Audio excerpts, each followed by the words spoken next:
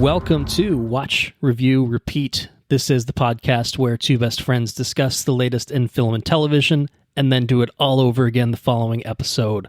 My name is Colton Brown, and joining me, second-time father, Mr. Andrew Meadows.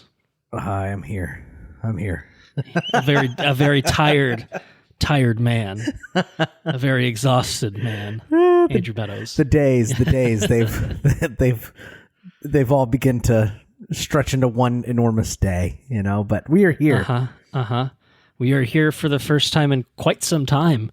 Was looking at Discord, which we record through, and it said June 4th was the last time that we sat down and recorded on Mission Impossible: The Final Reckoning, which probably feels like a lifetime ago for you. It feels dude. Feels like about a month and a half for me because it has been that long.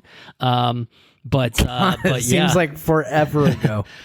I think some things have happened since then. We had maybe an idea, we could record one or two more things, quick things, in June, things that came out in June, TV shows that had wrapped up in June, and alas, all that fell by the wayside. I was off gallivanting across the country, but more importantly, I think something important happened in your life, and obviously I've already sort of alluded to that, and anyone that knows you knows about this, but I think at the top, I think it's only appropriate that we talk about a very, very big, important thing that happened in your life. So on June 16th, we welcomed a healthy little boy by the name of Nolan Meadows. Nolan Meadows. Healthy 8 Welcome to the world. 6 ounce little boy. He is, he's awesome. He's an awesome little kid. He likes to eat. He eats. Okay. That's a good thing, right? He eats all the time. Since June 16th, he has put on, I think, 2.5 pounds. He's just he is putting it on.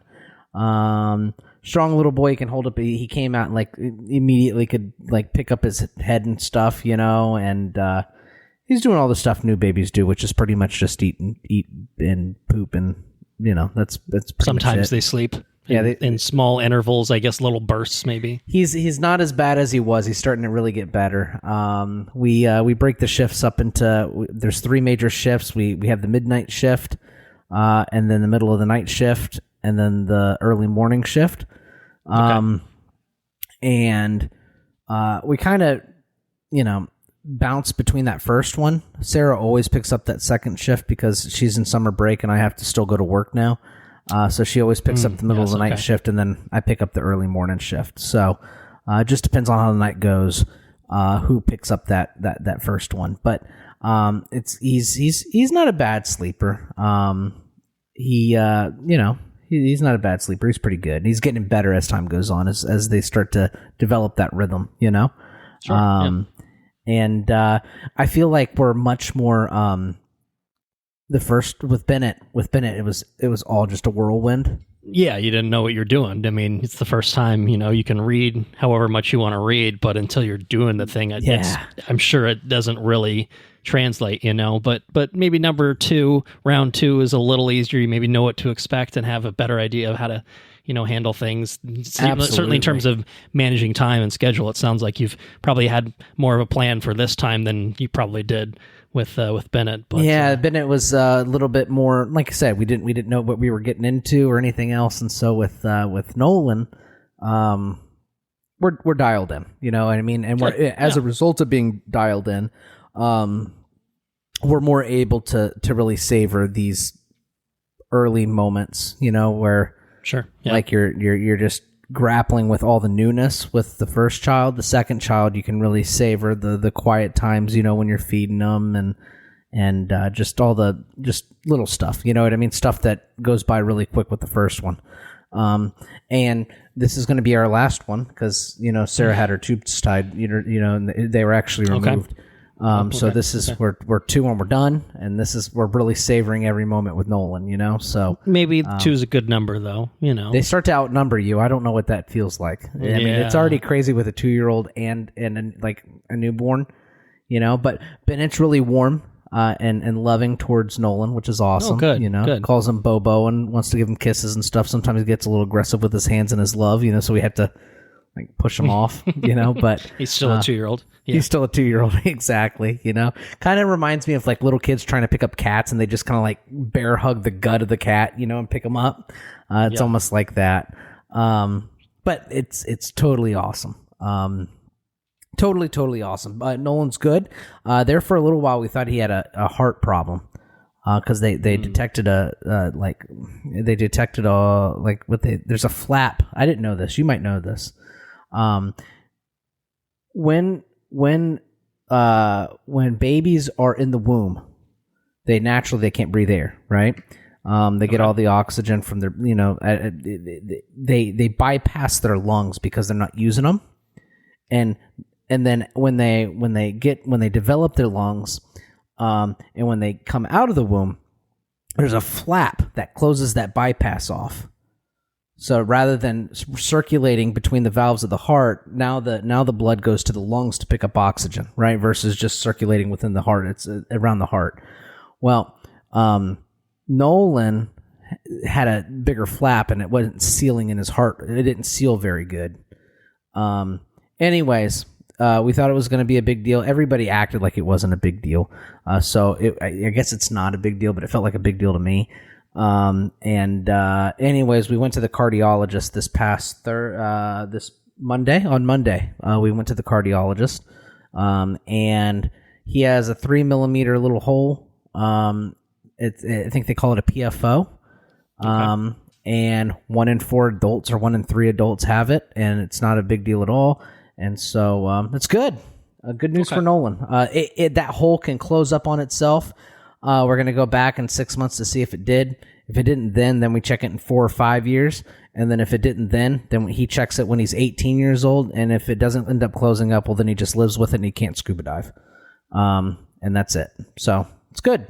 Life is good. We got a healthy boy. If you get a full life without scuba diving, then, you take that. You take that trade off. After Mission Impossible, I'll never go scuba diving. Yeah, you're good. I could do it, but I don't. I'm good. No, thank you. No, thank you. Yeah. Yeah, it's still swirling around in the brain even 2 months on. Yeah, it was brutal.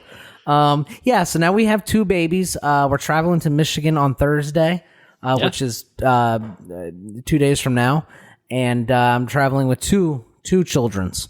Two little children's. Yeah.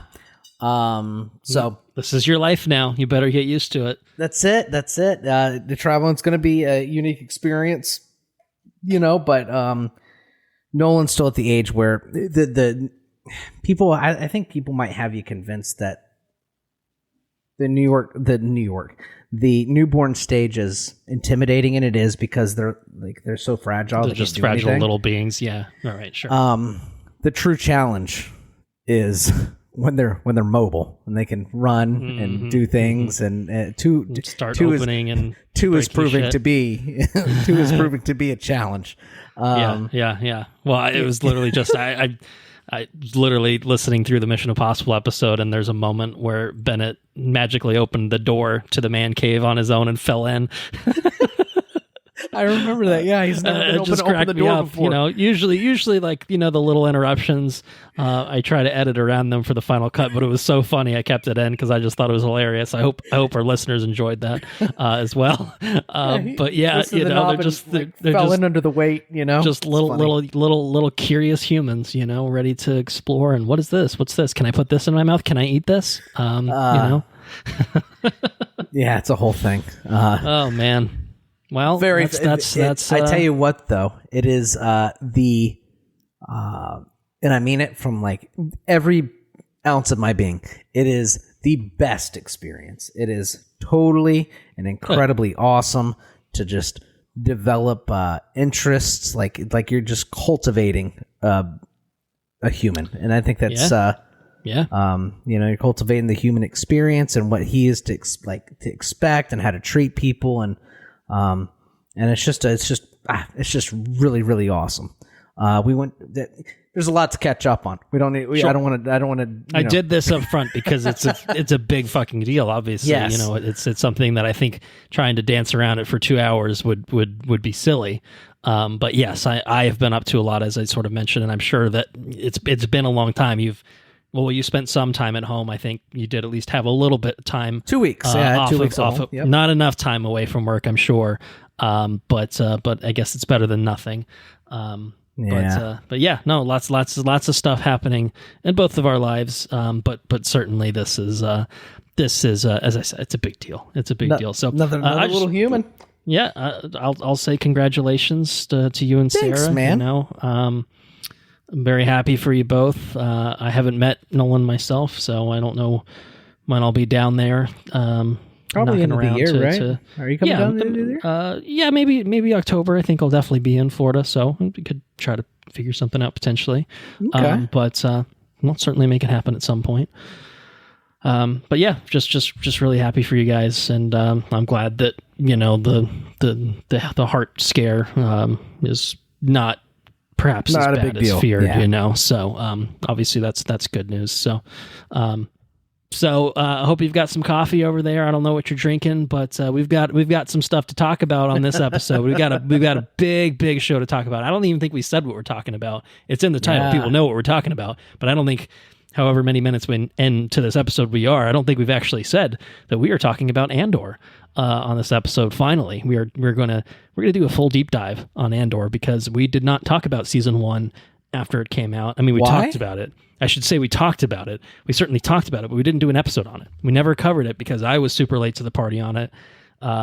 I don't know if I think you definitely watched it before I did. I don't know if you watched it weekly. I can't. No, I can't recall. I waited till it was over, and I think I grinded it out. Yeah. And then for this one, it's now been wrapped up for a little bit. I finished it before you did. You did a full series rewatch of season 1, and then went into season 2. And I think you probably would have finished watching. Probably within the past few weeks, roughly, maybe. I'm not sure exactly when. Yeah, I think it's probably been a couple weeks now. Yeah. So it's a little bit more recent for you. But tell you what, it's a pretty memorable show, and I think we have a lot to get into with it. So the reason we're doing it now, even if it is a little bit later, and the reason we're going to go talk about season 1 as well, is because, well, to be quite honest, it's a show that is deserving of its own episode, especially since we didn't get a full opportunity to dedicate an episode to it. We've talked about it. Anytime Star Wars comes up, it's like, well, it's not Andor, but it's like, okay, or it's pretty good, but it's not Andor, like that's always the comparison, but we've never actually had the opportunity to like put it on the record. Like, here's why Andor is the thing that we compare everything that is Star Wars to now. It's this is the high water mark, and here's why. So we're going to do that on this episode.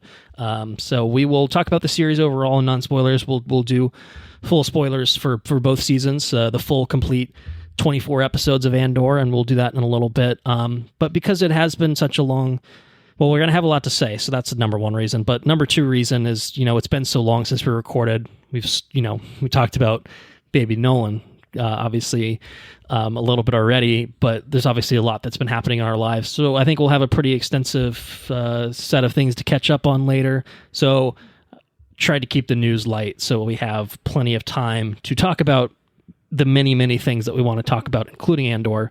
And we are not going to be up until, to the point where you need to start rolling into the second baby Nolan shift or whatever. You know what I mean? Maybe the first one might roll into the first one. We'll see. We'll see how it goes. We're starting a little bit later. But yeah.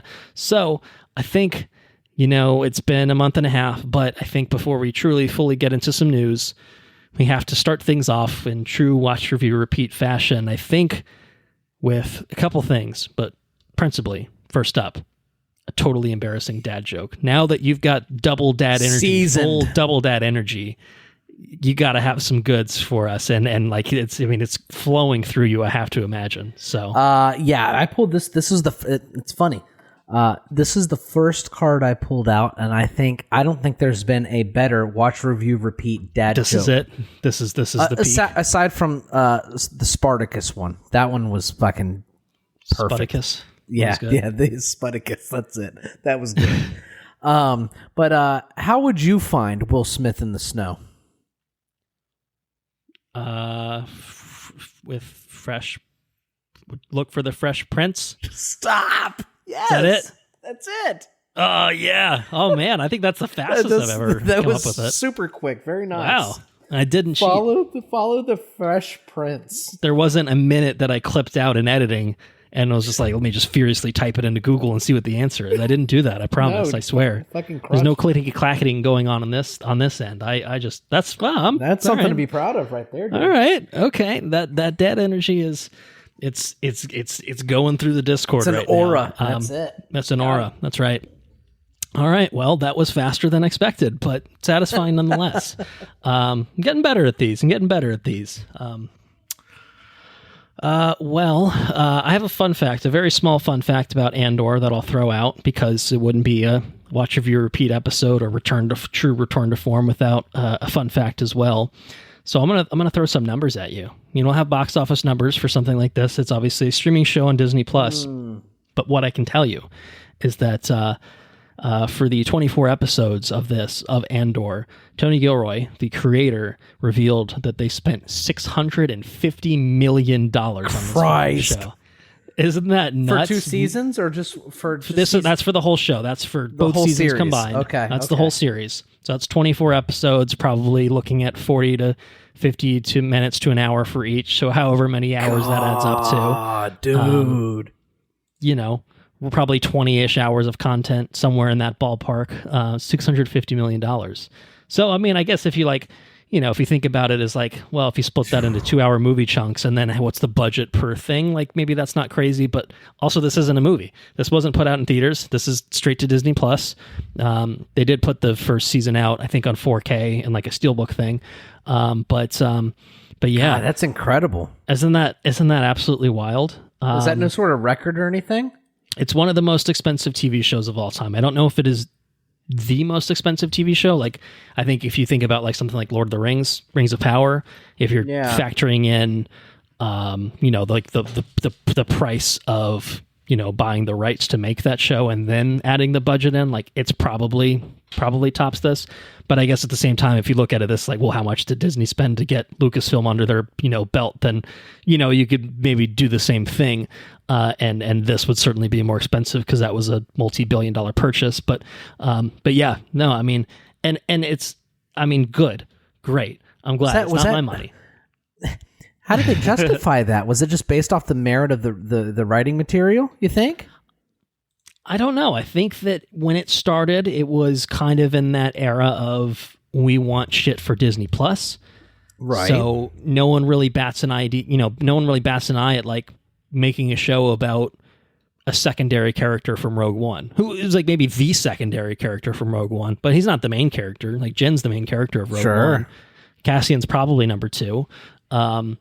But no, I think it was just kind of the right timing, and then just enough people saying yes, and I have to imagine there was probably an element of hey, this idea that you come up with sounds really good. Let's flesh this out. Let's make it as good as we can. I think logistically, the biggest reason that it's as expensive as it is because so much of it is practically done. Obviously, Star Wars is very heavy on CGI usage. This is no exception. But in terms of the sets, in terms of the costuming and everything, this is so much more practical than any of the other Disney Plus. You're not getting volume usage the same way that you are with Mandalorian, Ahsoka, Boba Fett, the other Star Wars shows on Disney Plus, Skeleton Crew, probably maybe to a little lesser extent for that. But yeah, I mean, basically as much practical stuff, and obviously more of it too. I mean, longer seasons. Yeah, I mean, I guess it just adds up, when you're doing, I mean, I think they made a whole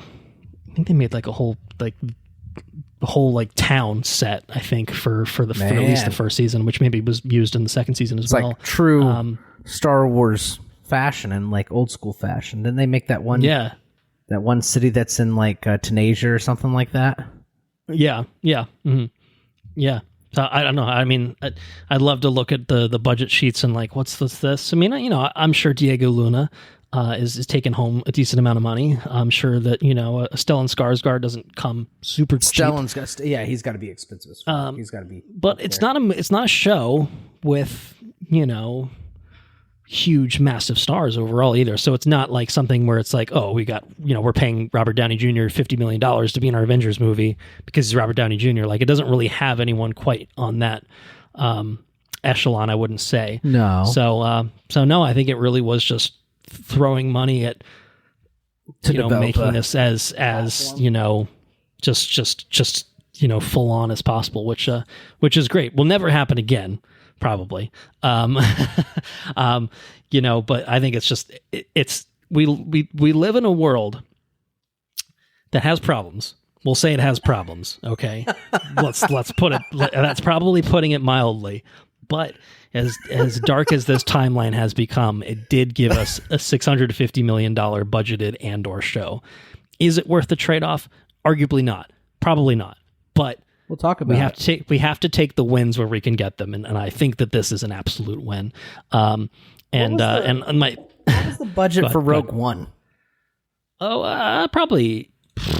That's a great question, actually. I would guess probably in the $200 million range. I'm seeing a literal range of $200 to $280 million cited for the budget. So it's 3 Rogue Ones, and again, in terms of screen time, run time, it is probably literally more than 3 Rogue Ones, but it is basically using Rogue One style money for a TV show, for a streaming only TV show, which is really wild and kind of unheard of. But we talk, obviously Lord of the Rings is an example. Stupid money getting thrown at some of this stuff. Netflix does it with things here and there, stupid money. Fucking Knives Out. Yeah. Not, those are literally movies, but streaming only movies effectively. So it's kind of, which is just the thing too, money, right? It's streaming only, which makes it even more fascinating. Like, what are the, how do they get in the return? How do they get in their ROI on a streaming thing, on making a $600 or $600 million streaming thing? I don't know.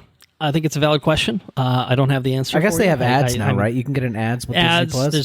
There's definitely a lot of revenue coming in through ads. Obviously, literally subscriptions are generating revenue. I'm not sure if the maths in terms of was it worth it to do this thing, but they made the thing, and I'm not going to complain about it. And and they were pretty hands off. That's my final note. And there was only one change that Disney requested for the entirety of the series, and that was this is not really a spoiler. There's a moment where Marva, a character named Marva, says in a message to people, fight the Empire, and that was originally scripted as "fuck the Empire," and Disney said, "Can we not do that? Can we not use the fuck word?"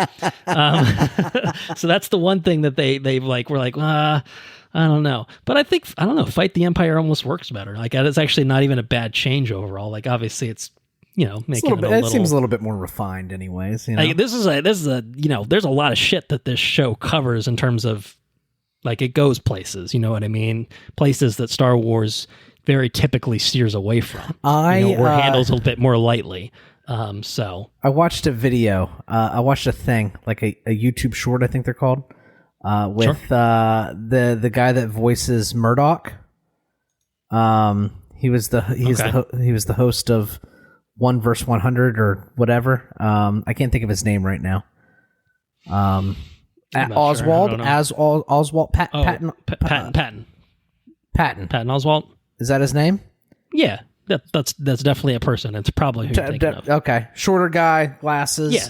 Okay. Yeah, anyways, he was on a talk show and he said that Andor is the most incredible thing, and that it's almost as if the reality that we're living in is a shitty version of Andor, we got shitty actors doing, and we got shitty actors in real life doing the Andor things, That's a valid point. Yeah, and unfortunately we don't have a full-on rebellion. We don't have the hope of Jedi maybe coming back into the fold to really rebellions are built on hope, though. So well, you got to start somewhere, I suppose. So it's wild. We'll get into it. What a show to talk about! I'm so excited. Yes. All right. Well, we'll leave it there because we do have many things to get into with it. So yes, we're gonna transition into. You have brought life into this world. Now we're going to talk about the things that have exited the world recently. Did you like that? It's good stuff, right? Good transition. Life comes in, life goes away. Well, really what it is it's been too long since we recorded, so people started dying. And that's just how it goes. If we take any sort of extended period of time off, inevitably someone's dying. So a couple names that I put on the script that are talk about some actors that have passed away, I think too young, and certainly a sad story overall. So first up, Michael Madsen, a frequent Quentin Tarantino collaborator, I think most notably Reservoir Dogs, Kill Bill, Hateful Eight more recently. Among other things, he's an extremely prolific actor. I think towards the end of his career, a kind of actor that would literally take every project offered to him because it was money. And hey, no disrespect, meant by that. Like you gotta put eat food on the table. You gotta pay bills. Like, and honestly, like that feels like a pretty solid life. Like, yeah, you're in a bunch of shitty schlocky shit that no one's watching, but like, who cares? I'd show up. I don't know. I mean, I don't. That seems. I don't know. Seems pretty solid. Seems like a pretty good gig. That seems pretty solid. Probably get to travel around and shit. But yeah, he unfortunately passed away at age 67. About a few weeks ago from recording. He did have, I think, alcohol issues. About a few weeks ago, he had alcohol issues, a little bit of legal issues and stuff like that. So I think that it was a heart attack that I think was the cause of death, but I think it was exacerbated by substance use. But yeah, I mean, I think a very memorable voice, particularly. I think just his presence is like kind of, I don't know. I think just very memorable, and particularly in those Tarantino movies where he was, had some pretty prominent roles. So I'd say it's a sad loss, and Tarantino's got one more movie to make apparently, but he's gonna have to do it without Michael Madsen, which kind of sucks. Now, if Tarantino would just make as many movies as he fucking wants, instead of being like, I can't make this one, because I can't make it number 10, then like we wouldn't be here. But I guess that's a separate issue. So we can steer clear of that. But yeah, no, sorry. I guess to be the bearer of bad news, it sounds like. Yeah. But yeah, that one kind of shook me. I was getting prepped for the episode, and I said, "Holy shit!" I grew up watching this guy in movies. Yeah. Sin City, and same for the Sin City, Reservoir Dogs. Yeah, Reservoir Dogs. I think is really probably the big one, but yeah. Also, he was also in Kill Bill, right? Yep. Mm-hmm. Yeah, all sorts of stuff. I always enjoyed his performances, and I had no idea that he passed. And I was watching a clip through of Pulp Fiction, which I don't know if he was in Pulp Fiction or not. And I was thinking to myself, it's time to do a Tarantino dive. I haven't watched Tarantino movies in it seems like a long time. I tell you what. We do this all the time on this fucking podcast, especially this year. But bonus episode, we haven't done one at all. We're in July. We haven't done one. Little Tarantino action. That could be. I think Tarantino might be a good one. The bonus episodes are infinitely actually easier for me to record since it's so hard for me to like. Well, yeah, you don't have to go to a theater, right? Yeah, sure. You can just take your kids; they'll be fine. Go take them to Superman. I can take one, but I don't know if I could. Fine. You wouldn't be the first person to bring a 1-month-old baby to a movie theater. It's totally normal. I'll bring a cob of corn. One of those statements is true. You would not be the first person to do it, but maybe totally normal, maybe not. Yeah. But anyway, yeah. So rest in peace to Michael Madsen, 67 years old, and Julian McMahon also passed away. Right about way too young. Just a few weeks ago as well. 56 years old. I think again very memorable and recognizable actor. Like I don't think he did a lot, but the things that he was in, like you fucking know this guy. I mean, I think probably on the movie side of things, Fantastic Four and Rise of the Silver Surfer, he was Dr. Doom, and I think, and I can say exclusively right now, I just rewatched those movies, maybe in anticipation of a certain, maybe hopefully better iteration of those characters coming to the big screen. God bless you. But terrible Dr. Doom in the sense that the character of Doctor Doom is handled exceptionally poorly in those films. But I will say, this man, Julian McMahon, was chewing up the scenery and having a fucking great time. Susan, let's not fight. And let's all go for a spin. He's having a blast. He knows it's camp. He knows it's trash. He's eating it up, and again, very memorable, kind of smarmy sort of performance. But I think on the TV side, Nip Tuck was a show that I watched when I was too young to watch it, and I enjoyed the fuck out of it. And then it got way fucking batshit even for me. But he was, one of the starring roles in that, and he was great in that, like a really great fit for his acting chops. Charmed as well, for anyone that watched that back in the day. And I think he was recently in a movie called, I think, The Surfer with Nicolas Cage, which maybe is one of, if not his final film performances. But he's Australian born, became an American citizen, and obviously 56 years. You might wonder he had cancer. So, which is just very sad. So, like I said, to me, very memorable name. This is kind of probably the same thing, when you saw Michael Madsen died, it might be the same reaction for something like this. Yeah, oh shit, exactly. Like that guy, like, man. So yeah, I don't know if you have any. I don't know if you watch Nip Tuck or anything, but you definitely watch Fantastic Four. Maybe some other things. I'm not sure. The two things that I know him from is Fantastic Four and Nip Tuck. I know Nip Tuck through you.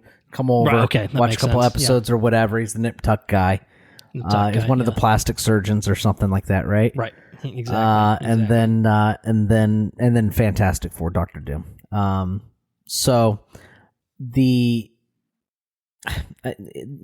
he's the things that I know him from. I don't think he's memorable. You know what I'm saying? He's memorable. The things that he was in doesn't mean that they were good. He is not the type of actor that was going to make something bad suddenly. But I do remember him. But he's fucking memorable in those. So yeah. It sucks. Rip, man. mean, obviously for fuck cancer, man. For his family and for him personally, obviously, like 56, man, that's too young. That's way too young. So yeah, rest in peace to Julian McMahon as well. And I would be remiss if I didn't throw in a very, very late edition of someone that died today. You maybe heard about this, and maybe it's not a total, obvious fit for who we're, why would we be talking about this man, but Ozzy Osbourne died today. That's a big Prince of Darkness, the Sabbath, lead vocalist of Black Sabbath. But first song I learned how to play on bass. Oh yeah, War Pigs or something. NIB. Else? No, I never learned War Pigs. NIB. Oh, okay. But NIB. Yeah, Black Sabbath. Okay. Man, Ozzy's fucking gone, man. That's crazy to me. And it's crazy because it's like the news that's like the least shocking news of all time. If you know what I mean. Yeah, sure. It's like hearing the guy from Rolling Stones died. He almost felt like he'd be on the Keith Richards plane of existence, where somehow he's just going to outlive us all. Yeah, yeah, it's crazy. I think he. I had and maybe you can confirm this if you've read about it. I haven't read about it at all. I just saw the headlines. Somebody said that it was pretty much he euthanized himself. He was just in so much pain and everything that he was just done. Does that sound right? I don't know specifically if that's true. I mean, this is obviously hot on the presses. There's probably more information to read. I'm not sure. He's had a lot of ongoing health issues over the past few years. No, he had a back surgery or something like that, right? I think it's a mountain of shit that was piling up in terms of health issues. So I don't know specifically. I'm sure he was on many, many medications and drugs that were doing whatever they could to subside pain. But yeah, just earlier this month, just a few weeks ago as well, they did this Back to the Beginning concert event that was basically like the final performance of Black Sabbath, and they had a bunch of supporting artists, like a great lineup: Metallica, Slayer, Pantera, Alice in Chains, Lamb of God, just like, oh man, and so on and so forth. Just a big send off. Yeah, and all these artists came up and did covers and everything, and then Ozzy did some of his own solo stuff, and then they did like a full Sabbath kind of thing. War Pigs, NIB, Iron Man, and Paranoid. God, kind of get me choked up a little bit. And then and it's just crazy because like he did that, and then just a few weeks later he's gone. Like that's wow. Like man, like obviously he knew his time on this earth was limited. And so I guess but I just think there's something about that to me that's so fucking cool. It is badass. It's a fucking badass way to go out. It's just to have, some fucking legends of music just go out and celebrate. Like he himself is obviously legendary, you know what I mean? Like he's worthy of all that. But man, that was really cool. Anyway, I include it not just because he's a fucking badass and he's a legend of everything, but once upon a time when we were growing up, the Osbournes was like, the show. Big thing. That was a big thing, reality TV. So, I mean, we dabble in the reality TV here and there ourselves. I never really was much on the, with the Osbournes. That was before, I was okay with being like, what, reality TV can be fun sometimes. That was probably when I was too young to appreciate get it. into all that. But, I appreciate the noise. But, certainly was a huge thing in terms of pop culture and stuff, and he and Sharon.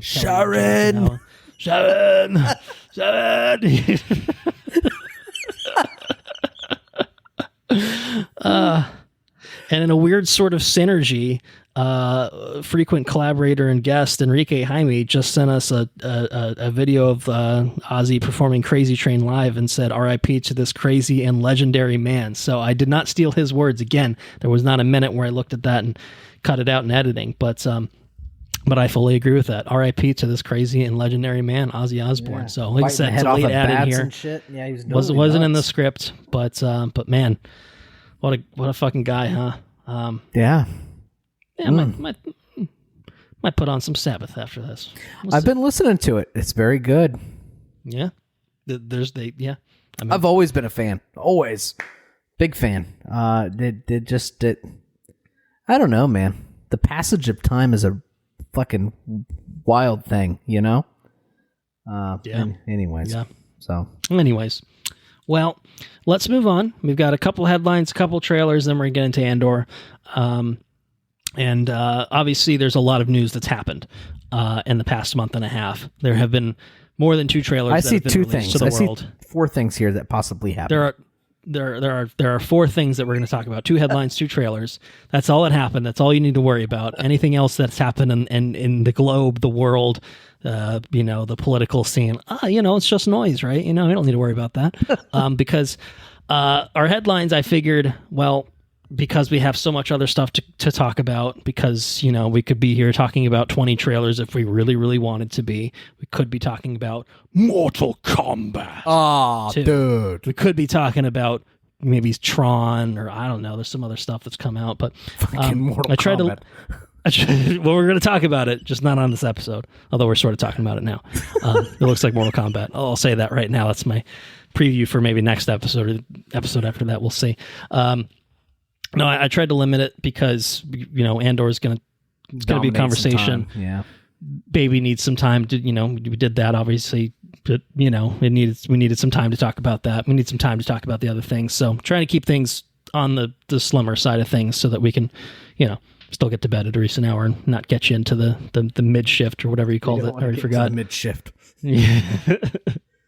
So on the headlines, I figured, hey, who's a person that we like to talk about? I mean, if there was a Christopher Nolan type thing that I could have put in here to really have some synergy with Baby Nolan, then I would have done that. But I went with the next best thing, and that's Denis Villeneuve. Did I tell you Nolan's middle name? I know what it is. I think. I mean, unless you changed it. Nolan Denny. Oh, Nolan Denny. Oh, you did change it. Nolan Denny Meadows. No, well, I was gonna. You already, cut yourself off from the possibility of a third child, or at least biologically. But if you do adopt, Denny might be a good name, or you can call him Dennis though. Sometimes if you're mad at him, right? Or no, it's Dennis normally, but if you're mad, it's Denny. Exactly. Denny. So anyway, I figured a couple headlines. might as well talk about some Denis Villeneuve shit because one's a big one. The other one is big for us. It's, there's not any sort of seismic news involved, but it's fucking cool. So we're going to talk about it. So we'll talk about that first.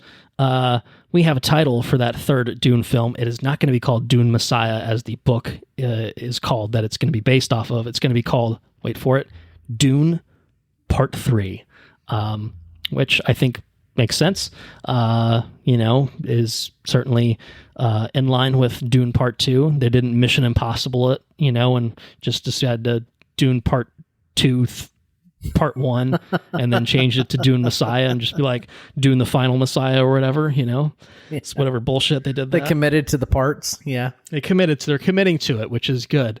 I can tell you right now, production has begun on Dune Part 3. They're already shooting the damn thing. They started this month, so it's a very recent thing. Denis back in the director's chair. They're shooting sequences with IMAX cameras. They are not shooting it entirely with IMAX cameras, a la Christopher Nolan's The Odyssey, of which there is a teaser out. Actually, that's another thing. But what? But you'd have to go to a theater to watch it and watch Jurassic World. So we'll see if that happens for either of us. Take Bennett to that. It's a reason to take Bennett. Although they put it in front of something that I watched. I can't remember. Maybe F1 or... so you've seen the teaser? I have seen the teaser. It's a Nolan-ass teaser is what I'll say. It's like a minute change. Yeah, you could look online and find it if you look hard enough. Okay. I assure you. Fucking search. But yeah. It won't do it the full justice because it's probably going to be someone recording on their phone or whatever, but not total potato cam, but just not direct source, so not quite the same. But yeah, Dune Part 3 is underway. They've cast some people to play maybe some of Timmy's kids, Timmy and some Paul Atreides and Chani's children, maybe. And actually one of them is actually Jason Momoa's son, who he says was not cast because he's Jason Momoa's son. People are skeptical of this claim. And he's not playing, to be clear, he's not playing Jason Momoa's kid. He's playing the son of Timothée Chalamet and Zendaya. But I don't know. I think that having his dad be Jason Momoa, not only number one, Jason Momoa, but Jason Momoa, wwho was in the first Dune, probably helped. Probably didn't hurt. Let's put it that way. And they cast, I forgot, look up Ida Brooke is playing Ghanima Atreides. So yeah, it's underway. Timmy's back, Zendaya's back, Florence Pugh is back, Jason Momoa, maybe he's on set with his son. Maybe he's back too somehow. I don't know. He said he's back. I don't know how. Maybe he's just babysitting. I don't know. But he's he's supposedly back. Robert Pattinson is supposed to be playing the villain as well. I don't know if that's been officially confirmed, but but yeah, it's happening. So Dune Part 3 is happening. Hans Zimmer is going to come back to score. I have one maybe piece of bad news in terms of Dune Part 3. Maybe one piece of bad news. Greg Fraser is not returning as cinematographer. He is going to be busy on a movie called The Batman Part 2. Okay. So, there's an unfortunate overlap there. But his replacement is a man named Linus Sandgren, who is a frequent collaborator of Damien Chazelle's. So he's worked on La La Land and First Man. He also worked with Cary Fukunaga on No Time to Die a few years ago. Okay. Among other things. So certainly a little bit of pedigree there, but maybe it'll give it a different. God, how do you make that choice as a cinematographer? I don't know. The impossible choice, right? I guess. I don't know. I had to pick one project. Dune, the final chapter of Dune, or Batman. Guess you can maybe look at it as being like, well, I already did 2 Dunes. I guess I only done 1 Batman. I guess you should even it out. I don't know, but tough one. But Dune Part 3, December 18th, 2026. So you've got a year and a half to go. Not bad. Not even a little bit less than that, but it's happening, and Denis has just directed these 3 movies back to back. I feel like Nolan, with the Batman stuff, would at least do something in between. But Denis the Madman, he's fucking cranking them, dude. He's just been doing back to back to back. Well, to be fair, I don't know how you leave the world of Dune. You know, like how do you? It's clearly living in his head. You know what I mean? Like he's just been on fucking Arrakis for fucking half a decade now, or probably longer. He's a Fremen. Really. He's a fucking Fremen, man. He wears still suits everywhere he goes. Just walking around drinking his piss. More deep. He just calls everyone more deep. He's a fucking lunatic. Anyways, yeah. Well, he's gonna have to shed his still suit quite soon when he's done with Dune Part 3 because he's got a big project that he's taking on next. But before we get to that, any thoughts on Dune Part 3? Would you say you're excited? Have any particular thoughts? Yeah, incredible. It's I don't know. It's like one of the best things that have come out in a very, very, very long time. It's so good. Denis may be, at a time, Christopher Nolan there was for a long time was the guy, you know? Mm-hmm. But I'm looking at this wall Denis could be tops now. Blade Runner 2049 and Dune Part 2 are on my wall. You know what I mean? Again, Nolan representation is lacking. I've got a Gareth Edwards painting on my wall too, but Denis the man, dude. He's the man. Well, when he again does shed the still suit, when he decides to leave Arrakis, he's going to be coming back to Earth, and I think he might need to go to the bar and get a martini, shaken, not stirred. Stop! Is that because real? Denis Villeneuve has been selected to direct the next James Bond film, and that is confirmed. Shit. That is official. Amazon MGM Studios has revealed this. He's on board to direct James Bond. Wow. Denis going to do it post Dune, and this is the new era of James Bond. Daniel Craig era has ended. There was the kind of takeover situation where Amazon threw a lot of money at the Broccoli family, who had creative control over James Bond character and franchise. And they said, okay, you want to pay us how much money? Okay. All right. I guess we can live with that. I guess we'll just go retire and go fucking be able to buy anything we want in the world and never have to think about money again. I guess we can do that. Life could be worse. But yeah, this is new era of Bond. We'll be getting a new Bond. And who knows, it'll probably be a little bit more franchised sort of thing, TV shows, spinoffs, stuff like that, probably more likely now.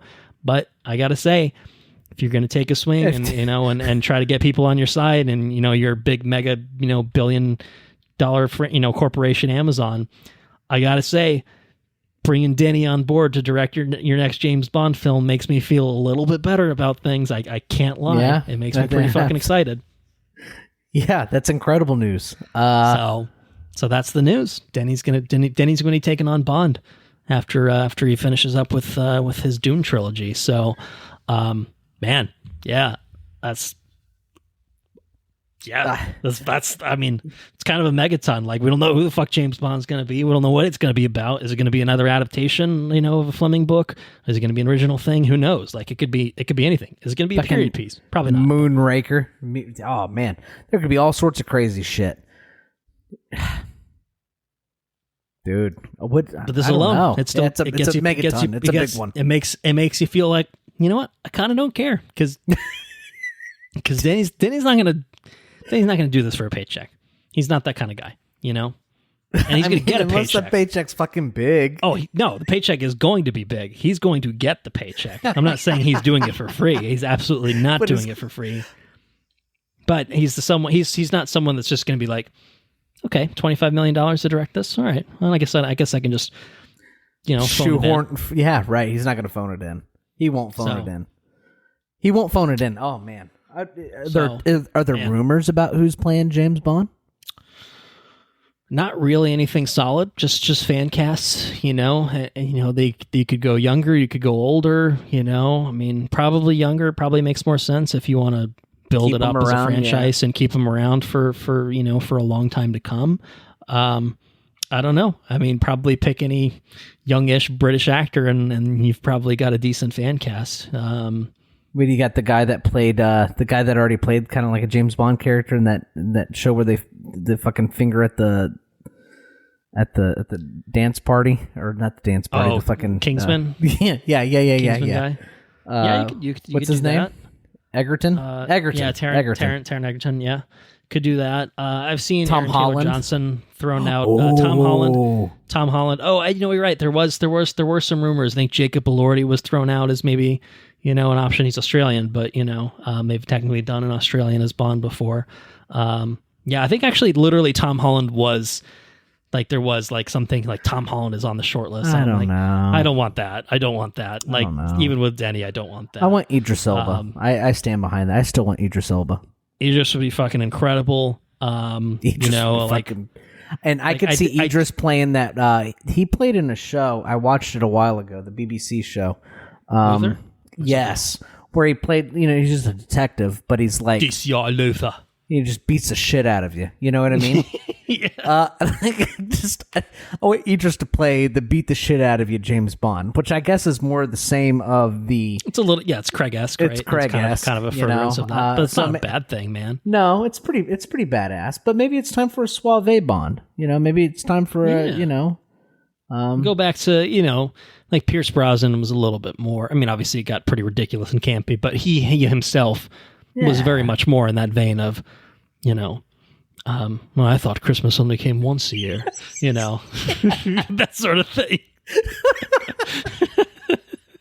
That's cool too.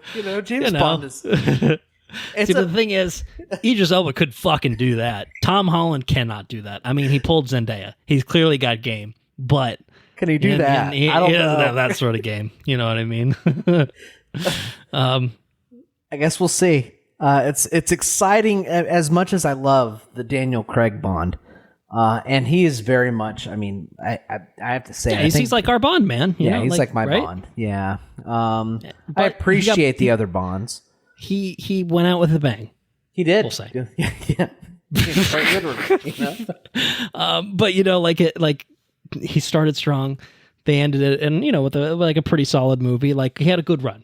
And it's clear that, and his many interviews were like, don't ask me about Bond. I'm never playing him again. I'd sooner stab myself in the eyeballs and cut my testicles off before I played Bond again. I would have Lashif whip me in the balls until I'm bleeding and dead before I play Bond again. He's like, or we were just asking, like a dark what was chapter. Like, do you like martinis, man? He didn't like that shit a whole lot. He's like, I just want to be goofy Benoit Blanc for the rest of my life. Benoit cool. Blanc, which is cool. I respect that. But yeah, I do think it's going to be a young Bond, so probably no Idris. That's a shame. You're right. You did kind of. I kind of forgot there was trades came out like who's on the wish list for it, and Tom Holland was on there. Jacob Elordi, Harris Dickinson, and I don't love any of those picks, so I'm kind of hoping they go I don't know. I didn't really know who Daniel Craig was before James Bond. Layer cake. You know what I mean? That's it, right? He was in things. He wasn't an unknown. Yeah. But I didn't, he wasn't like a super prominent actor that certainly American audiences would have been familiar with. So I think it's totally fine to give us someone who, they got to have the right look, the presence, the charisma, physicality, I think, to a certain extent too, Like it's not an easy thing to cast. And I think that those actors could do it.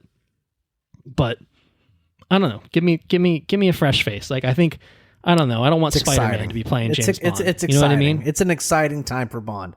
When you're telling me Denny's doing it.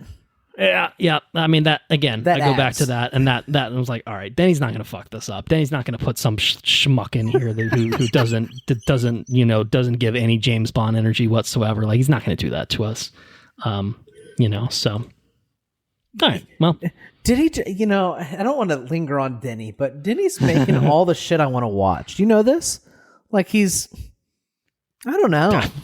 He's just yeah. It's almost like absolutely every project is a passion project. They're all bangers and his heart's in them. But it's cool when one creator it's almost like Gareth.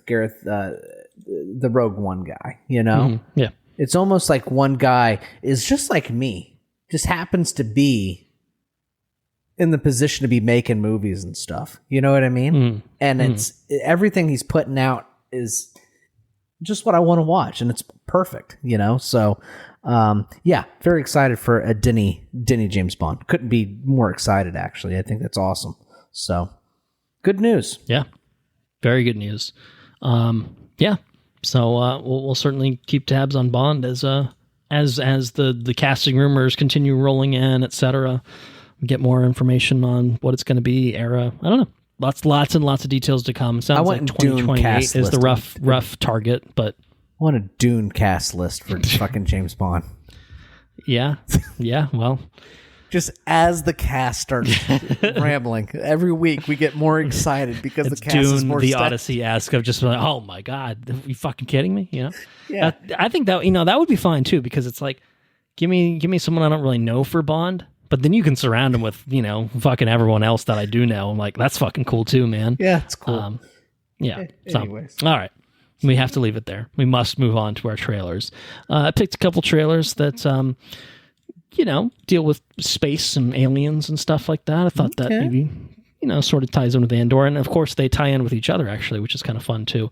But first up, on the TV side of things, coming to FX /Hulu /Disney Plus, because it's all kind of one and the same. August 12th, it starts a show called Alien Earth. We finally have a trailer for it. I feel like we've had a lot of bullshit little 5-second fake trailers for it where it's just like, this thing's coming, and it shows nothing of it whatsoever. We finally have a trailer for it. And it is coming to us from Noah Hawley, the creator of the Fargo TV show, Legion, on FX. Okay. I want to say one other thing that he worked on, but I guess it really is just those two, principally. Related to Shogun in any sort of way, or well, it is in the sense that it's also on FX, but I think otherwise, not necessarily. But this is a TV show. I'm not sure. Looks like 8 episodes. Again, starting August 12th, running through September. We got a trailer for it. It's got Timothy Olyphant and looks like otherwise mostly, to me, some mostly unrecognizable faces. I will say I did recognize one face. There's an actor named Alex Lothar, who you might recognize from Andor if you spotted him in the trailer. He plays a particular character in Andor that's certainly a memorable character that we may talk about again, Nemec. But yeah, what do you think about the Alien Earth official trailer? Is this on your radar? Is this anything that interests you? I mean, we like the Alien franchise. We got news about this show. I feel like a year ago. Like, I feel like it's been a while. At least, yeah.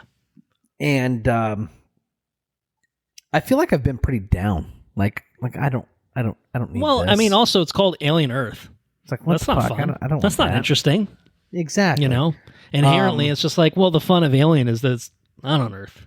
It's fucking aliens. They're in space. Bring me to space. I don't want to be on Earth. Right. But this is at least the quality of this trailer is it far exceeds what I expected.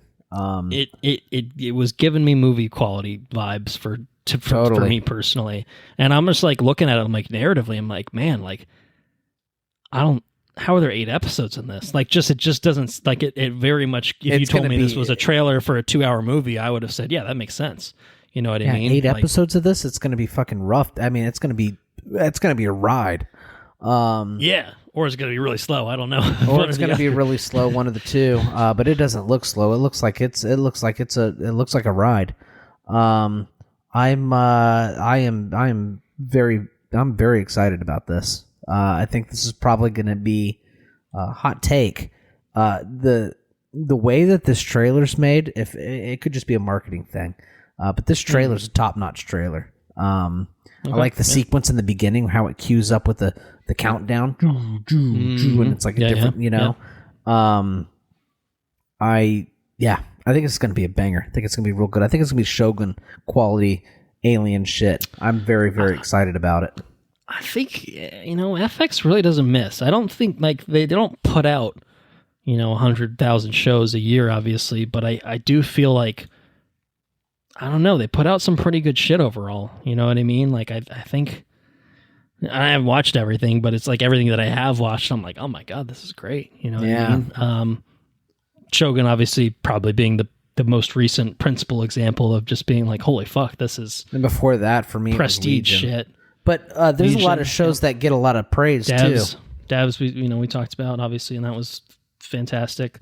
There's a lot of shows that I'm like, I haven't watched that. I do want to watch that. I've heard it's incredible.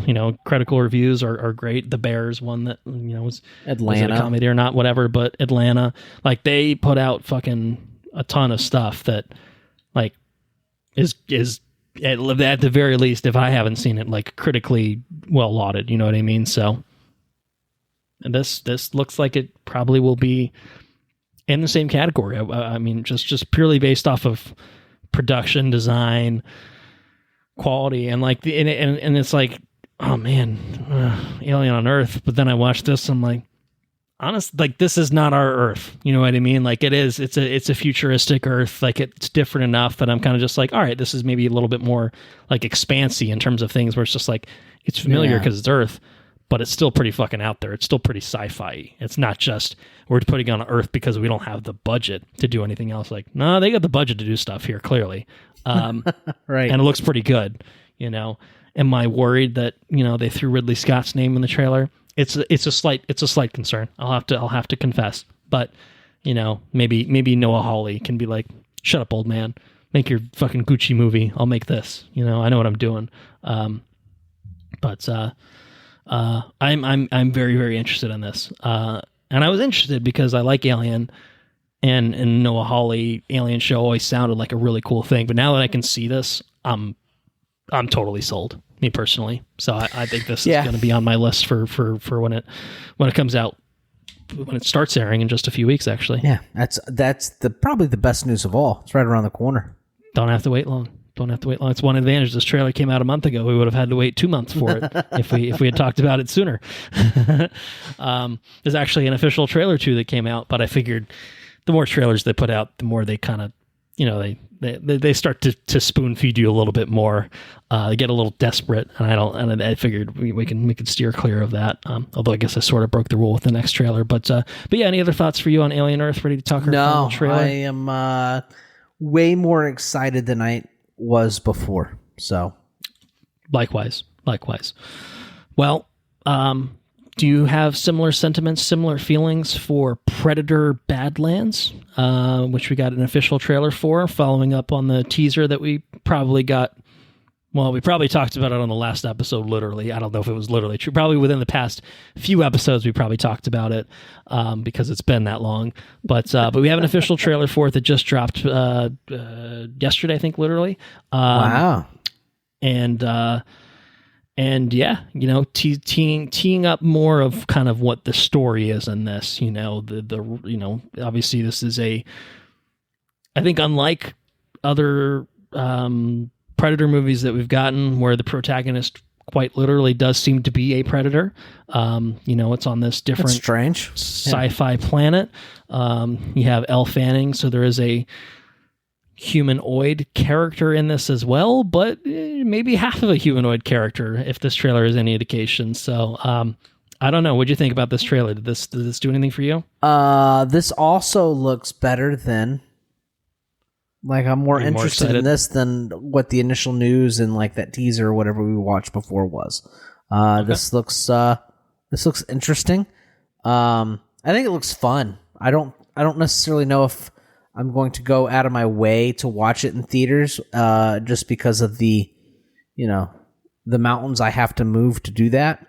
You got to be a little bit more choosy about the things you make the theater trek for. But I have to say that I am. I think this is going to be a fun show. It's definitely better than it looks better than what I expected it to be.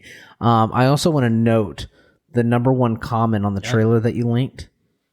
Sure. And it says that this is the craziest adaptation of Banjo-Kazooie I could ever have anticipated, which is hilarious. It's not totally wrong. I think given the opportunity, I think this is something that I would enjoy watching in theaters in a big loud way. It looks like a lot of fun. Where I thought initially that the idea sounded schlocky. I don't know.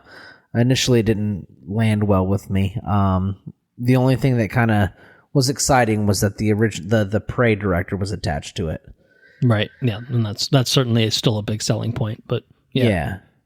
So, anyways, it looks like fun. I think it could probably be something good. I'm interested to know what you've been up to, and your reading on the Predator stuff. So, maybe I've seen some Predator things that have been put into the world recently. I don't know. We'll have to talk about it later. I'm pretty interested in this myself, is what I'll say. I think the Predator franchise is in a pretty good place overall, is what I'll say for now. With Dan Trachtenberg at the helm, I think really this, I think that, they've taken some swings and some misses with the Predator. Like Predators was like interesting and a little bit different. The Predator was bad. This looks totally unlike any Predator movie that we've ever seen, and I think in a good way. Like something that I'll talk about later, Killer of Killers is a little bit more in the traditional realm of what if badass versus Predator, and this is kind of not that. It's what if Predator versus other shit, and there's it's almost like, I don't know, just this Elle Fanning synthetic character concept, the Banjo-Kazooie of it all. It makes like that really fucking intrigues me. I'm really, really interested to see how that plays out for like a whole movie. Not at all what I expected, this idea of like, oh, Predator's going to team up with a young girl or, a young woman. I'm like, okay. Well, we kind of sort of saw that in AVP, and let me tell you, that movie sucked. I'll be the first to tell you it.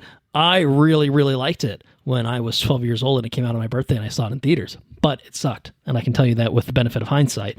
And the second one, what little I could see, because it was such a dark movie, not any better. But this has got, it's got Weyland-Yutani stuff, so it's clearly like seeding AVP type stuff in there. I don't know. I think the whole concept is just really interesting to me. I'm very, very keen on it, honestly. I think these are two franchises, Alien and Predator, that have had some low points. I'll do the fingering, and I want this kid because he's got autism or something. Whatever the fuck the Predator was about. It's not a joke. Look it up. You probably forgot about that part, but like they wanted that kid because he's autistic and because it's a superpower or some shit. I'm like, oh, okay. I don't think that's quite right, but whatever you say, man. And it's crazy because that was a Shane Black movie. What the fuck happened there? Like, he's done so much good shit, and then he made that. I don't know. Questions. We all have questions. These franchises feel like the ship has maybe been righted. You know what I mean? It's just cool. So I'm hoping that's true. Like Prey was fucking awesome. Prey was badass. So like that's really all we have to go on to say that, and just the pure promise of a cool looking Alien TV show and a pretty cool looking Predator movie, and the fact that we've got good creators involved between Noah Hawley and Dan Trachtenberg. But yeah, I think these franchises are in a good place. It's good. It's exciting. I think at least for the calendar year of 2025, I'm hopeful that will be true. I'm hopeful. When's Predator come out? Yeah. Oh, that's a great question. I didn't say. November 7th. It will arrive in theaters. So, so I think I'll make the trek. You may not. That's fine. It'll be on streaming, but depends you never on know. What comes out. You never know. Right, exactly. You're not getting Dune Part 3 this year. I don't know what's coming out around your birthday. I don't even think Kraven the Hunter or Venom The Last Dance is coming out. So maybe Madam Web will get re-released, or Morbius. Maybe Madam Web Part 2. We don't know about it. I'm gonna look it up just to see if surprise Madam Web 2 drop could happen. Let's see what you got for your direct birthday. to DVD. Yeah. Well, just a few days after your birthday, you're going to be getting Mortal Kombat 2. Oh, so there you go. I don't know, dude. I might have for your birthday weekend, you get Mortal Kombat 2. So there you go. So that's a pretty good get. All right. Well, you won't be getting Predator Badlands quite for your birthday, but Mortal Kombat 2 will have to suffice. But that's going to have to suffice for our coverage of headlines and trailers and stuff. And if I do say so myself, I think it's time, at long last, that we take a closer look at Andor, also known as Star Wars Andor, and Andor, a Star Wars story. It's just Andor. But I can tell you that all 24 episodes are streaming exclusively on Disney+. For those who subscribe. The show was created by Tony Gilroy. Between seasons 1 and 2, the whole series, it stars Diego Luna, Kyle Soler, Adria Arjona, Stellan Skarsgård, Fiona Shaw, Genevieve O'Reilly, Denise Goff, Faye Marseille, Varada Sethu, Elizabeth Dulau, Ben Mendelsohn, Benjamin Bratt, and Alan Tudyk. In an era filled with danger, deception, and intrigue, Cassian Andor embarks on a path that is destined to turn him into a rebel hero. Boy, have I ever... I don't think I've ever read a synopsis that undersells something so spectacularly as that. Nah, man, this is some real fucking rebellion shit. This is... Oh man, this is that just doesn't even touch it. It doesn't do it justice at all. But anyway, so we are going to do this. We were talking about the full series. Season 1 came out 2022, I think, so a few years ago. If we can remember that far back, that might predate you having children, I think, perhaps. If you can remember one child, the first season. Yeah, I think the first season because Baby B. He just turned 2. Yeah, no, I think he might have been perhaps gestating when it came out that it ended. It started September of 2022 and finished November of 2022. So yeah, he was gestating. He was a little baby. I think I got married a little bit before the first episode came out. So anyway. Season 1, 12 episodes, released in 2022, and then season 2 obviously dropped earlier this year and wrapped up in May of this year. So yes, we are a couple of months late to the party with this, but that's kind of been our standard with TV shows. I feel like Daredevil, we were quite behind, probably other things and stuff too. So that's just how it goes. That's how we do things now. It's the new normal. But yeah, we are going to talk about it all. We're going to talk about all of it. We're going to do non-spoilers for all of Andor because I think that it's fair to say season 1 to 2, it's a pretty seamless transition. You can certainly speak to that directly. But it's very much a 24 episode thing. It's not a season 1 and season 2. I think it's Andor as a series. I think you can absolutely view it as a complete package. And I actually think that they have a name for this, don't they? Or do they not? Is it not its own thing? Like the style Andor season 1 all the way through the end of Rogue One. I think it's. Oh, is there like a thing in Disney Plus that's like a little I think it's like Blade or something that I don't know. I don't know if it's actually titled in Disney Plus, but I think it's recognized as like an era property. I don't know. It's definitely possible. I don't know what it is. But if you do, certainly chime in. But yeah, we'll do non-spoilers for it all, and then we'll do an open spoilers, which will be the whole series. We may go arc by arc. We may just jump around depending on how we want to handle things. But for now, we'll start with certainly some non-spoiler thoughts on Andor, the complete show of Andor, seasons 1 and 2. And in terms of viewing experience, I guess maybe that's kind of usually where we start with movies, so we should start with that here too. So you watched it on Disney Plus, right? Is that how you watched it? I'm just kidding. Yeah. That's how or did you watch it on my cell phone because you didn't want to pay a monthly subscription? Did you watch it in the bathtub, with your speedboat? Absolutely. Yeah, absolutely. Denny would be disappointed. He would call you Denny and not Dennis. Let's put it that way. Yeah, so you did watch season 1. You waited a little while to watch season 2, and that was because maybe you wanted to watch season 1 again with a certain someone else, and then continue the journey into season 2. Is that accurate? Yeah, that was the hopes. I wanted to rewatch season 1, watch season 2. I wanted to watch them all with Sarah. And that was going to be the thing.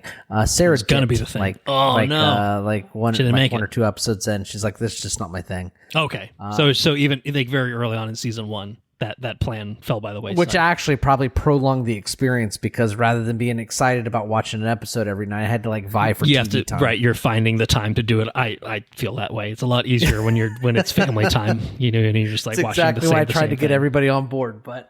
I think it was a valiant effort. I'm sure it's tough too because I do think Well, I mean, I don't know. I mean, this is not a show that starts with a bang, I guess, necessarily either. So I think that it helps to be predisposed to Star Wars to get into it, I think, initially. And then once you're like locked in, it's, it's good. But I can certainly see it feeling slow. And especially if you're not, I don't know that Sarah's a huge Star Wars fan, right? Definitely not. Your starting point is already tough. You know what I mean? So anyway, so you ended up just doing it yourself. Took a little longer because you had to find the TV time, etc. Yeah. But you did it. You finally did it, right?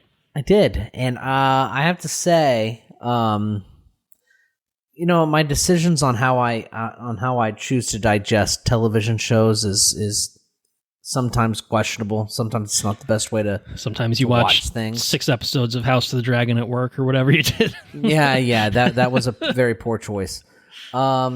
It was a good choice to not watch season 2 though, so that worked out. I didn't watch it.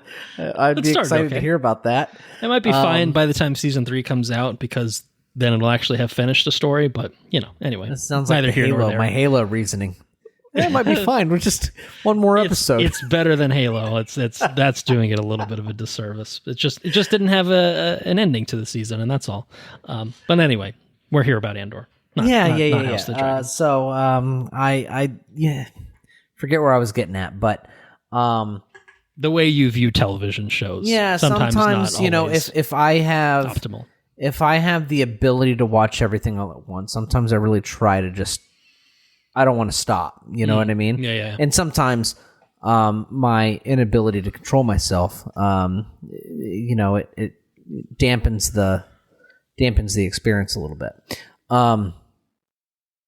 I really, really appreciated being able to watch this because it's very much. Don't get me wrong; it deals with heavy shit, but it is one incredibly long movie, and I was really. And what's better yet is I talk all the time about having a beginning, middle, and an end. This is a show that has a definitive arc.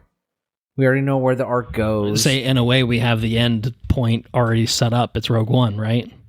Yeah, exactly. Sort of. I mean, it's Rogue One, but then Rogue One feeds into the original trilogy, and we can probably safely where ignore, the whole thing goes. There's more after that, but purely in terms of, like, what does the rebellion mean? Like, Rogue One is maybe the end point for Cassian Andor as the main character, but then it's so much more beyond that too. So you've got an end point, but then everything else is kind of this wide open field. Exactly. And it's man, it's just so nuanced the way that everything is connected and the way that the characters are developed, and it's just incredibly rich. And watching seasons 1 through Rogue One, was it's a very rewarding experience. I think it's a very rare cinematic thing that you can do. You know what I mean? Just watch from one to the other into a movie, which is the ending. And it's for sure. Yeah, I can't think of anything quite like it, and not anything that's like so seamless. Like obviously Marvel's tried and integrated some of the TV and film stuff, but not like this. Yeah. Definitely 150% a special thing. And I think that what's really cool is that it really staples, what I think probably my favorite thing about Andor, one of my favorite things anyways, is the way that, it just runs a staple all the way through, like the IP of Star Wars and the rebellion, and just it makes it so topical, and not like a beat you over the head kind of way. I mean, but it's a relevant. It's a show for the times. It's extremely relevant, and I'll say funny thing, even though it's not that funny, is it's irrelevant, but it was filmed, last year or whatever. Like what I mean? Like it wasn't like this was a prediction of the future. It's no, these are the things that have been seen in the past that are now coming back to the surface that are, you know, you could have made it. You could have made it 30 years ago. It's a playbook, you know, and it would have still been relevant. It still would have been relevant to you know, then current events. It still would have been relevant because it would be drawing on historic things that happened. Like it's using our real life history and obviously very horrible bad things that happen. And now, I mean, it is so topical in the sense that we are seeing these things play out through our very eyes. Patton Oswalt is not wrong. You know what I mean? You know, that sort of thing. But it just, to me, that almost makes it hit harder because of how prescient it seems in some ways, but also just how it's just like, man, like, I don't know. It's something that I think that we've certainly talked about a lot going back to, you know, a look ahead episode we did at the beginning of the year is just like, you know, there's something to be said for like the use of film, TV, art to kind of give you versions of things that, like, you read a news story on, you know, MSNBC or CNN or Fox News, wherever the fuck you're reading it. And it's just sad. It's just fucking depressing, you know, and it's just, there's something about that. Like there's like a disconnect with the world where people don't want to grapple with things that make them uncomfortable and make them sad and are just fucking horrible. But I can explore it and but if you do it in a Star Wars show, it's so much more digestible and people, and I'm guilty of this too, of course, you know, like I'm not, you know, othering people and being like, oh, I can read the news. I am so sophisticated and smarter and, you know, whatever. But like, there is something to be said for the fact that like, man, they're doing this in a fucking mainline Star Wars show that they spent $650 million, and like they are going far.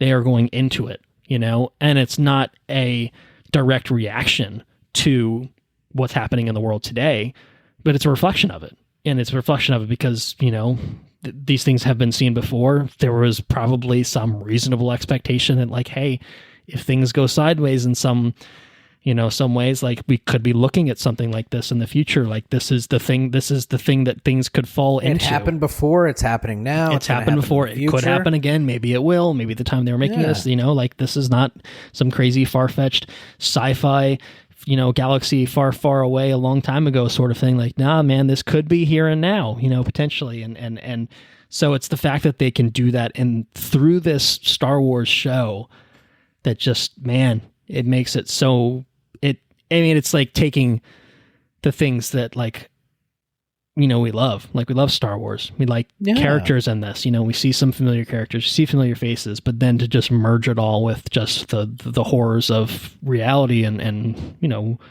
war, genocide, etc. Like, man, it fucking cuts deep. It really hits hard. There's a constant debate that I have with people that I know, and it's the importance of fiction.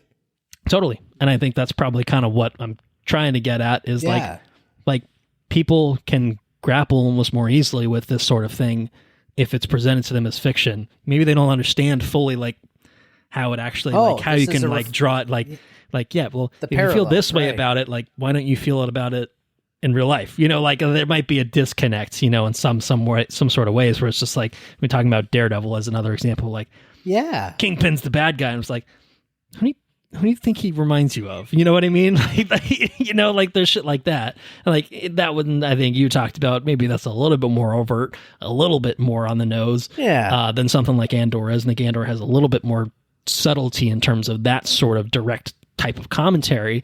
But it is like, there's this sort of disconnect where it's just like, you can recognize the thing. And there's almost a certain thing where it's just like, you know, like all the some of the political memes that get posted where it's just like one, you know, party affiliation is like, we're the rebellion, we're the Jedi. I'm like, think you might be the Empire, actually. Think you've misunderstood Star Wars, actually. But that did happen. That's crazy. But anyway, yes, the importance of fiction. The importance of fiction. Yeah, you know, it's just because something's fake or it's whatever, you know, it doesn't discredit its value, you know. Sure. And I think it's one thing to be like hitting you over the head with something, But it's one thing to it's completely another thing to have something that characters that are so rich and realized and just such a rich lived in, like, I don't know, the whole world building with Andor. Definitely. Yeah. It really elevates the Star Wars IP in a huge way. And I don't know, man. Andor to me is kind of like the best, and it's interesting too because there's no lightsabers. I mean, there's lightsaber in Rogue One, which elevates that whole situation. But even then, when that happens in Rogue One, it's so late in the movie, and it is kind of this thing that is such a break from everything that's come before it that it gives you that awe that a lightsaber should inspire. You know what I mean? Of just being like, holy fuck, right. We're dealing with something that we are not prepared to deal with. You know what I mean? Like, this is beyond us. Like, this is a rebellion. This is, the Empire. This is some dark fucking magic bullshit that is far beyond our comprehension. It elevates hope. You know what I mean? Yeah. It's like you're running from that, and still you're running and you're trying to achieve something, but that's what you're running from. You know what I mean? And just that, I don't know. Andor's just really fucking special, dude. It is really fucking special. But I think you're hitting on kind of a really important thing about Andor, though, is that as much as I like The Mandalorian, as much as I like Ahsoka, as much as I like Star Wars: The Clone Wars and Rebels and the animated shows, like, they are kind of the tried and true familiar things of Star Wars. Mandalorian less so, at least in season 1. Obviously, it got more, Luke Skywalker-y in season 2 and stuff like that. Yeah, sure. But like, they have a lot of these elements of fan service. The sequels kind of have it a little bit too. It's lightsaber battles. It's, big space battles and stuff like that. Like, it's space opera. It's what Star Wars was from the original trilogy, and it's just furthering that and using that, and maybe using a little fan service here to get people, to be like, oh, that's that character that I like, so fucking cool in that other thing. Like, oh, it's so cool to see them here. Andor's not that. Like, it's very deliberately not that. It is boots on the ground. It's fucking political machinations. It's, Senate shit, but not espionage. The boring, ridiculous Senate shit from the prequels, the Trade Federation blockades. It's not that. It's like actually legitimate and not just like kind of dumb surface level shit that no one really cares about. Like, it's intrigue. It's actual Tinker intrigue. Soldier, it's spycraft. Tinker Tailor Soldier spy shit. Like, it's full on fucking spycraft. And, the seeds of rebellion moving into actual rebellion, full on rebellion, like planets in rebellion, groups of people rising up. And that's the sort of stuff that you really haven't seen explored in full detail ever in Star Wars, I don't really think. Certainly not in this way, where it's not reliant on Obi-Wan Kenobi showing up and saving the day, or it's not reliant on a Luke Skywalker showing up and saving the rebellion and, blowing up the Death Star. Like, it's not that. And Rogue One was sort of that, obviously, and this is kind of an extension of Rogue One. But like you said, the lightsaber stuff was in Rogue One. That's not an Andor. Andor is still, even relative to Rogue One, I think still almost totally different from that too, where Rogue One has a sort of this obviously a cinematic feel. Like the gratification. Right? Yeah. Like, what's the gratification of the effort? It's still got those big moments, that like, like, the shit's gonna hit when fucking Darth Vader shows up. That shit's gonna slap. And you know what? It fucking does. It totally does. No, you're not wrong. And like, there's things about it that are like, let's not resurrect dead people, or try to make people look young. It's a little janky. There's things about it that didn't totally work. But there are sort of the more fan servicey type things in that. But you get that gratification. Andor is a show, like, there's a saying. I think there's a saying about like the man that plants the tree. There's a saying about a man that plants a tree for the shade he'll never enjoy, or something like that. You know what I'm saying? Yeah. And Andor is very much about the investments you make now for the future you might not see. Right. And especially for, again, focusing in on a character who we know We know the end point for this character. Yeah. We know this character is his story is going to end at a certain point. It's called Rogue One. And he halfway knows it. The entire time he does the things he does. He I don't know if I'm going to see tomorrow. You know what I mean? Yeah. Right. That's the nature of the business of rebellion, is you're putting your life on the line all the time. Yeah. And I just think that for those gratification moments that happen in Rogue One, Andor is not reliant on those. In fact, it is very deliberately not being reliant on those things. It's not relying on Darth Vader showing up in the season finale of 1 or 2 to be this big thing. Rogue One's kind of the season finale, the series finale in a way. So it has those gratification moments as an extension. But Andor as a show is, I don't know, man, it's really still very tightly focused on just characters and people, and the bonds and relationships that they craft with one another, how that develops over time, how that builds this thing that gestates into being obviously the bigger deal that we see in Rogue One moving into the original trilogy. But as a show, as what it's really focused and honed in on, it's just about the people. It's just about the characters. And it's just sort of said this world, that is created. And obviously $650 million goes a long way, but this is a show that planet hops, arc hops, you got, especially season 2 particularly has these little 3-episode pods and then time jumps and stuff like that. But it's a show that doesn't rely on fan service, doesn't rely on, outside Star Wars knowledge. It is a show. I mean, obviously this is maybe somewhat in conflict with what I said about Sarah, I think someone like Sarah, or someone who is not a huge Star Wars fan, could watch Andor and be blown away by it because it's not just playing the greatest hits of Star Wars, and it is very much trying to be its own thing and succeeding, I think, with flying colors of just giving you compelling shit to watch, character arcs that make sense, interesting settings, interesting plot developments. Obviously, that again, sequence, certainly topical things. First season, holy shit! Oh man, yeah, where it's just yeah, man, it. There's so much that it covered. It's 24 episodes, and it's a lot. It's 9-10 hours of content. Don't get me wrong, that's 4 or 5 movies, however you want to, divide that up. But that's kind of how I remember it. I remember but it is kind of designed as those kind of pods in its own sort of way.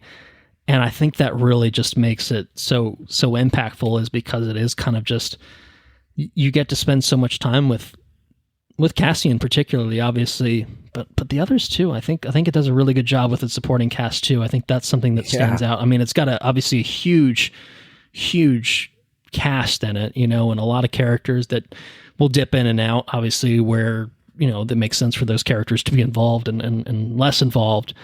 But I don't know, Cassian's awesome, but Mon Mothma, man, this is the best Mon Mothma shit.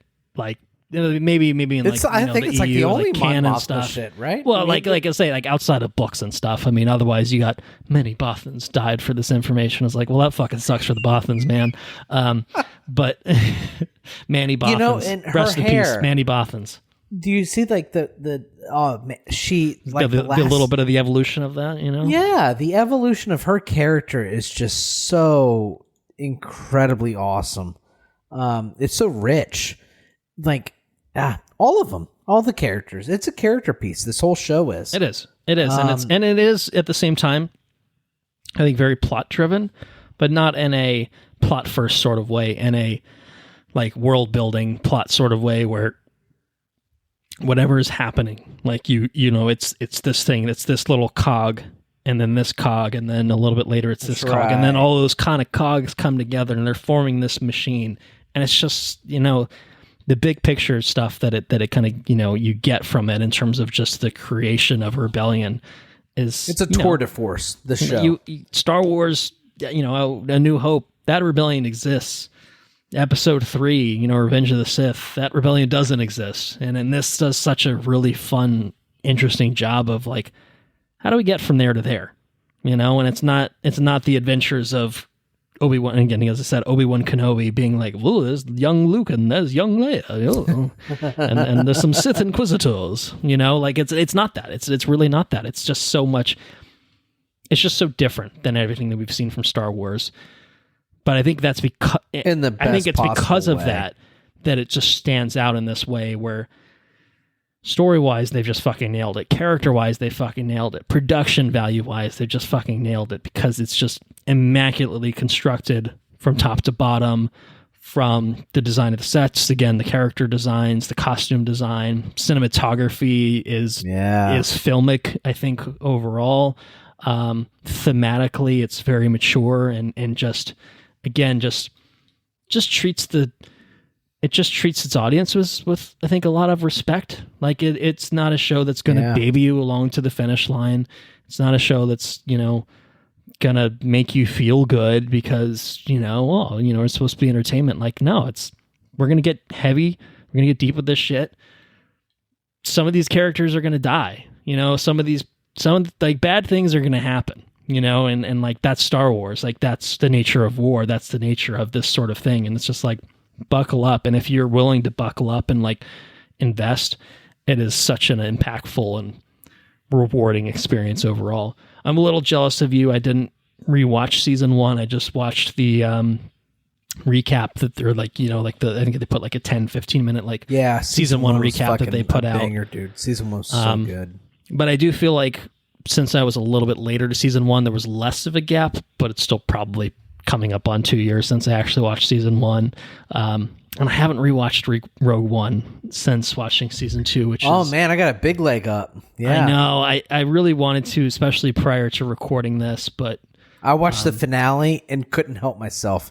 I went to bed at like 3 o'clock. Yeah. I ended up doing second duty. I think I would have loved to have done that, but it just wasn't feasible. I've just been out of my own home a lot. And when I watched Rogue One, I'm watching it in 4K. I am watching it, on the OLED. I am watching it with surround sound. And you can't watch it any not other way. Not do it any other way. I want to lock in and just give it the due that it deserves. But yeah, what an incredible fucking show.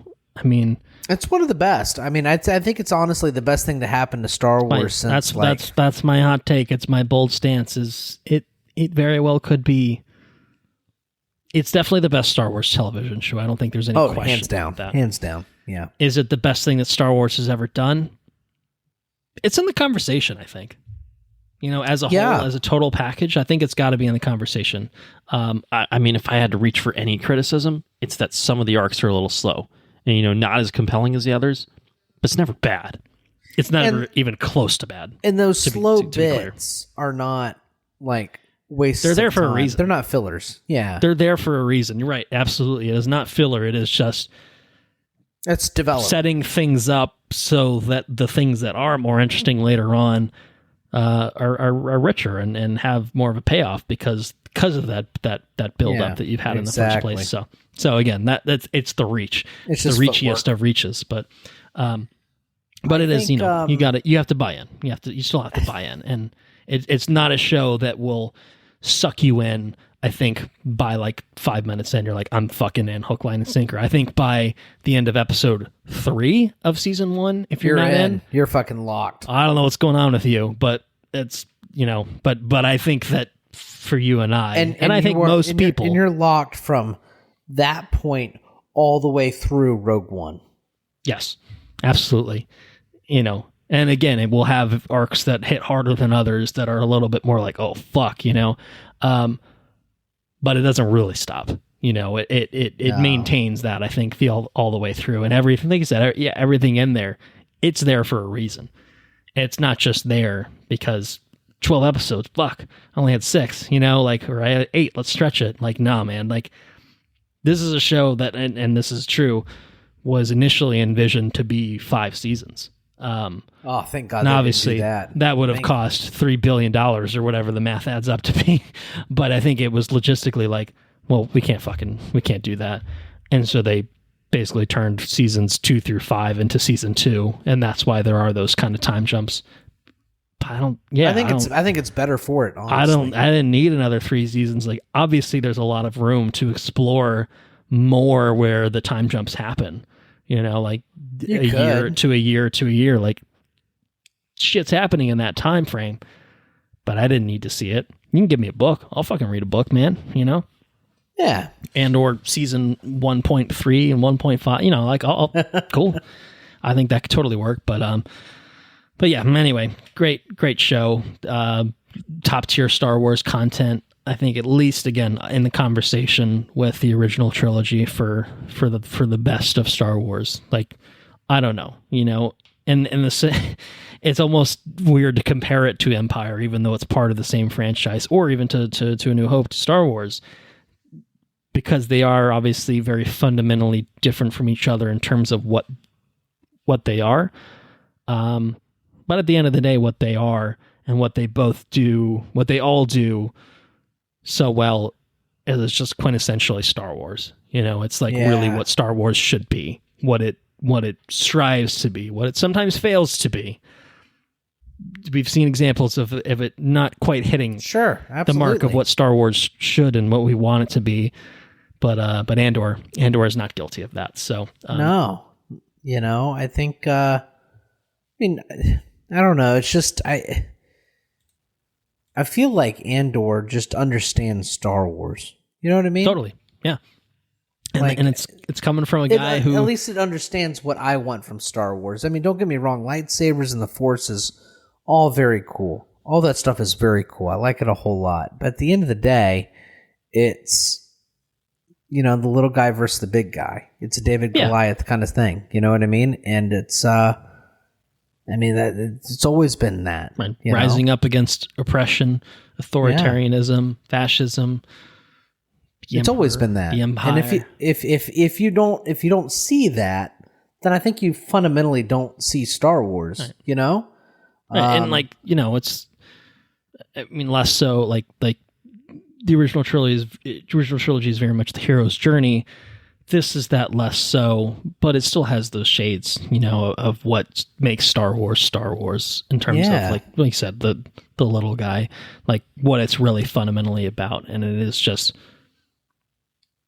you know, telling that and tale as old as time in a little bit of a different way, while using touchstones that are historically and now currently relevant, you know, and it just hits because of all of that, because it's all the things, and it's because it's, I mean, it would be good because of that, but it's doing that with the kind of the Star Wars coat of paint, and then just doing it with rich characters, with rich dialogue, rich storytelling, with you know, like, you know, the story incredibly impressive and lifelike production values. And it couldn't, like, I mean, it could be just as good if the things in real life weren't happening. Yes. You know what I mean? It just so happens. It coincides with things that right, that exactly. feel like, huh, interesting. Is this a documentary? Oh shit. This is the Empire. Oh fuck. We really misstepped in a big way. Anyways, I mean, we could talk all day long about that, but for sure. Yes, but, yeah. You know. I think Andor, for my money, Andor is the best thing to happen to Star Wars. And not just like a cool way, but like just a rich way. Like it's really elevated the IP. I think it gives it so much more legitimacy. Yeah. That people can't just be like, oh, it's just Star Wars. It's just fiction, for babies. Right. Or, you know, it's sci-fi and, you know, and it's what, you know, like I think that, like, obviously, generally speaking, like, people tend to respect the original trilogy of Star Wars. The prequels are much reviled. The sequels, I think, are generally reviled for a wide range of polarizing reasons. And you like certain movies, but you don't like other, you know, whatever. And then Mandalorian through Ahsoka and Boba Fett has kind of veered into the territory of, is too much fan service, you know, a bad thing, blah, blah, blah, you know, to the animated shows of being like, who the fuck's watching these? Like, obviously Star Wars fans are watching them and eating them up and liking them. But like, you know, it is a thing where it's just like Star Wars, especially in the Disney era, you know, post the Lucasfilm acquisition era, is kind of just like, what are they doing? And then, there's the extra angle of announcing 20 movies and making maybe one of them. Star Wars is kind of all over the place, but Andor is kind of that one thing that's just like, for whatever else you can fucking criticize Kathleen Kennedy and Lucasfilm and Disney and whoever the fuck and Dave Filoni and Johnny V, you can criticize them all you want, but fucking Andor slaps. And that's just a constant, right? That's a thing that people are just like, yeah, it's fucking great. It gives that legitimacy almost back to Star Wars, and a thing that the Mandalorian teed it up, and it was like, oh, season 1 was really good, and then by season 3 hitting, it's the luster's kind of gone a little bit. And I like season 3. You know what I mean? I liked Ahsoka. I didn't like Boba Fett. Could have been good, wasn't. But Andor, man, is just, it's on a fucking different plane of existence. It's interesting though, because it's literally the rebellion story. It's like the most basic thing. But that's what it is. It's like going back to basics without just relying on the same shit over again. The Force Awakens, I really enjoy as a film. I think it's a really, really well made film. But story-wise, you could have made it a World War II movie. Story-wise, it is just the greatest hits, and it's just that. And The Last Jedi, I like The Last Jedi. That's obviously not a commonly shared opinion. I mean, it's a commonly shared opinion, but it's also equally uncommonly shared, if that makes sense. It's a polarized opinion. Right. It's really split down the middle. You either love that movie or you hate it. There's no in between. You're not allowed to think it was fine. That's just not allowed. But to me, The Last Jedi tried something, and it worked for some people, and it worked, and it didn't work for other people, and that's totally fine. But I appreciate the swing that it took, and Andor's not a swing in the same way. It's not, but it's just a really fucking good version of the thing that Star Wars always was, which was, again, that story of the rebellion versus the Empire, of, what if this hero came out of nowhere and it's not being done with lightsabers. It's not being done with, Cassian's dad is not the big bad of Andor. You know what I mean? It's not that. It's not that at all. It's not doing it in the same exact way. It's but done the with story just a regular fundamentally guy. Is just well, we don't like that. They're doing that shit. It's kind of fucked up. I'm going to do something about it. Right. What if we did something about it? What if you and I and maybe someone else, and just a normal guy? What if we did something about the fact that, this is fucked up, this is corrupt, this is not good, this is unjust. What if we did something, and so it's and obviously that's a Star Wars story, that's a real life story, that's a that's a tale that's as also old as time. Any other fiction story too, good versus bad, we've seen it before, but man, it's just done so well here. I'll say for I think season, what might elevate it too is he's a reluctant hero. That's true. Yeah. And I think that might elevate it too, because constantly I don't know. He's kind of put into the situation not entirely by choice. I don't want to do anything. Okay, I just want to disappear and go somewhere away from all of this. I don't want to deal with this. I want to bury my head in the sand. I'm done with this. I've done what I need to do. I've done everything I can do. Just give me a fucking break from this. And it's just the world's not going to give you a break, man. It's not going to give them a break. It's not going to give those people that right. That are going to be oppressed a break. Hero's tale. That's what it is. Yeah. So anyway, I was just going to say, season 1 got 8 Emmy nominations. Season 2, 14 Emmy nominations. So just saying, this is a show that people will put their respect on this. And full credit, I will say, it's funny. We've talked so much about the show itself. The only things that we really haven't talked about too much are the behind the scenes kind of sort of things of man, Tony Gilroy, holy shit, this guy's, he's basically said he's not a Star Wars guy, and I don't know, maybe that was maybe that's why it's so good, is because he's just making a thing, and then it is a Star Wars thing on top of that. But it's still, but it's funny because it's such a natural understanding of Star Wars. It's not a fundamental misunderstanding of Star Wars. Someone that's bastardizing Star Wars. It's nah, man, this is the most Star Warsy shit to Star Wars, and yet it's still unlike anything we've really seen from Star Wars. But the big picture of it is so much there. That's kind of like what I mean. It could have been Tony Gilroy could have done, the French versus the Nazis, or something. Yeah. He could have done it, but he did fucking Star Wars. He just did a Star Wars, exactly. I mean, totally, absolutely, totally. So I don't know. Yeah. So anyway, I'm just saying props to Tony Gilroy, and I think beyond that, Dan Gilroy, his brother, nepotism. Just kidding. Great stuff. All the talented folks that like wrote on this: Beau Willimon, Tom Bissell, but also I got to give Diego Luna. Killed it, owned it, completely owned it. He's really, really fucking good in this. I think he's an executive producer, so like he's a driving force of this show. Diego Luna is, and where do you get the money to do that? Well, I think Lucasfilm's footing the bill, but is that what it is? Yeah, telling it where to go, maybe you give me the money, I'll put it where it needs to be, that sort of thing. Okay. But I think I would say top to bottom, as I said, I mean, it's not a show that has a cast that is so fucking stacked Dune, the Odyssey style, where it's just like, oh, of course they're putting in the work. I'm really, really impressed. I mean, Stellan Skarsgård probably being the one exception where, like, obviously we've seen him in many, many things, and he's very good in many things, and guess what? He's really fucking good here too. But I'm really, really impressed with everyone, top to bottom, from Genevieve O'Reilly, taking the reins as Mon Mothma, sort of reprising her role, which was basically cut out of Revenge of the Sith as like a recast younger version of Mon Mothma. But to all these new characters that we've seen, Cyril is a fucking interesting ass character. We'll talk about him. Bix. Is it Cyril being the guy that looks like the guy from Twin Peaks? Yes, correct. Okay.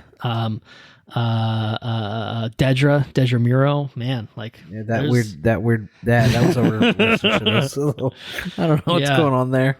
To like Clea, who gets a bigger role in season 2. Man, what a fucking character.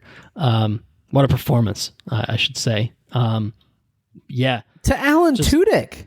To Alan Tudyk, man, gets some play here. Obviously, moving into Rogue What One a as well, fucking nasty droid that guy is! Oh my god, Andy Serkis in season 1, particularly. Another one. Forrest Whitaker's back. He's Saw Gerreran about, sucking up gasoline, huffing gasoline. Yeah. Oh man, that guy's got some issues, man. But I guess he's technically a rebel, so we guess we got to work with them. Breathe in the fuel. Witness me. Pretty much. Do not become addicted to the gasoline. The gasoline. So that one of the most memorable characters is that the fucking Scottish guy in the first arc. He's like the cops on that one planet.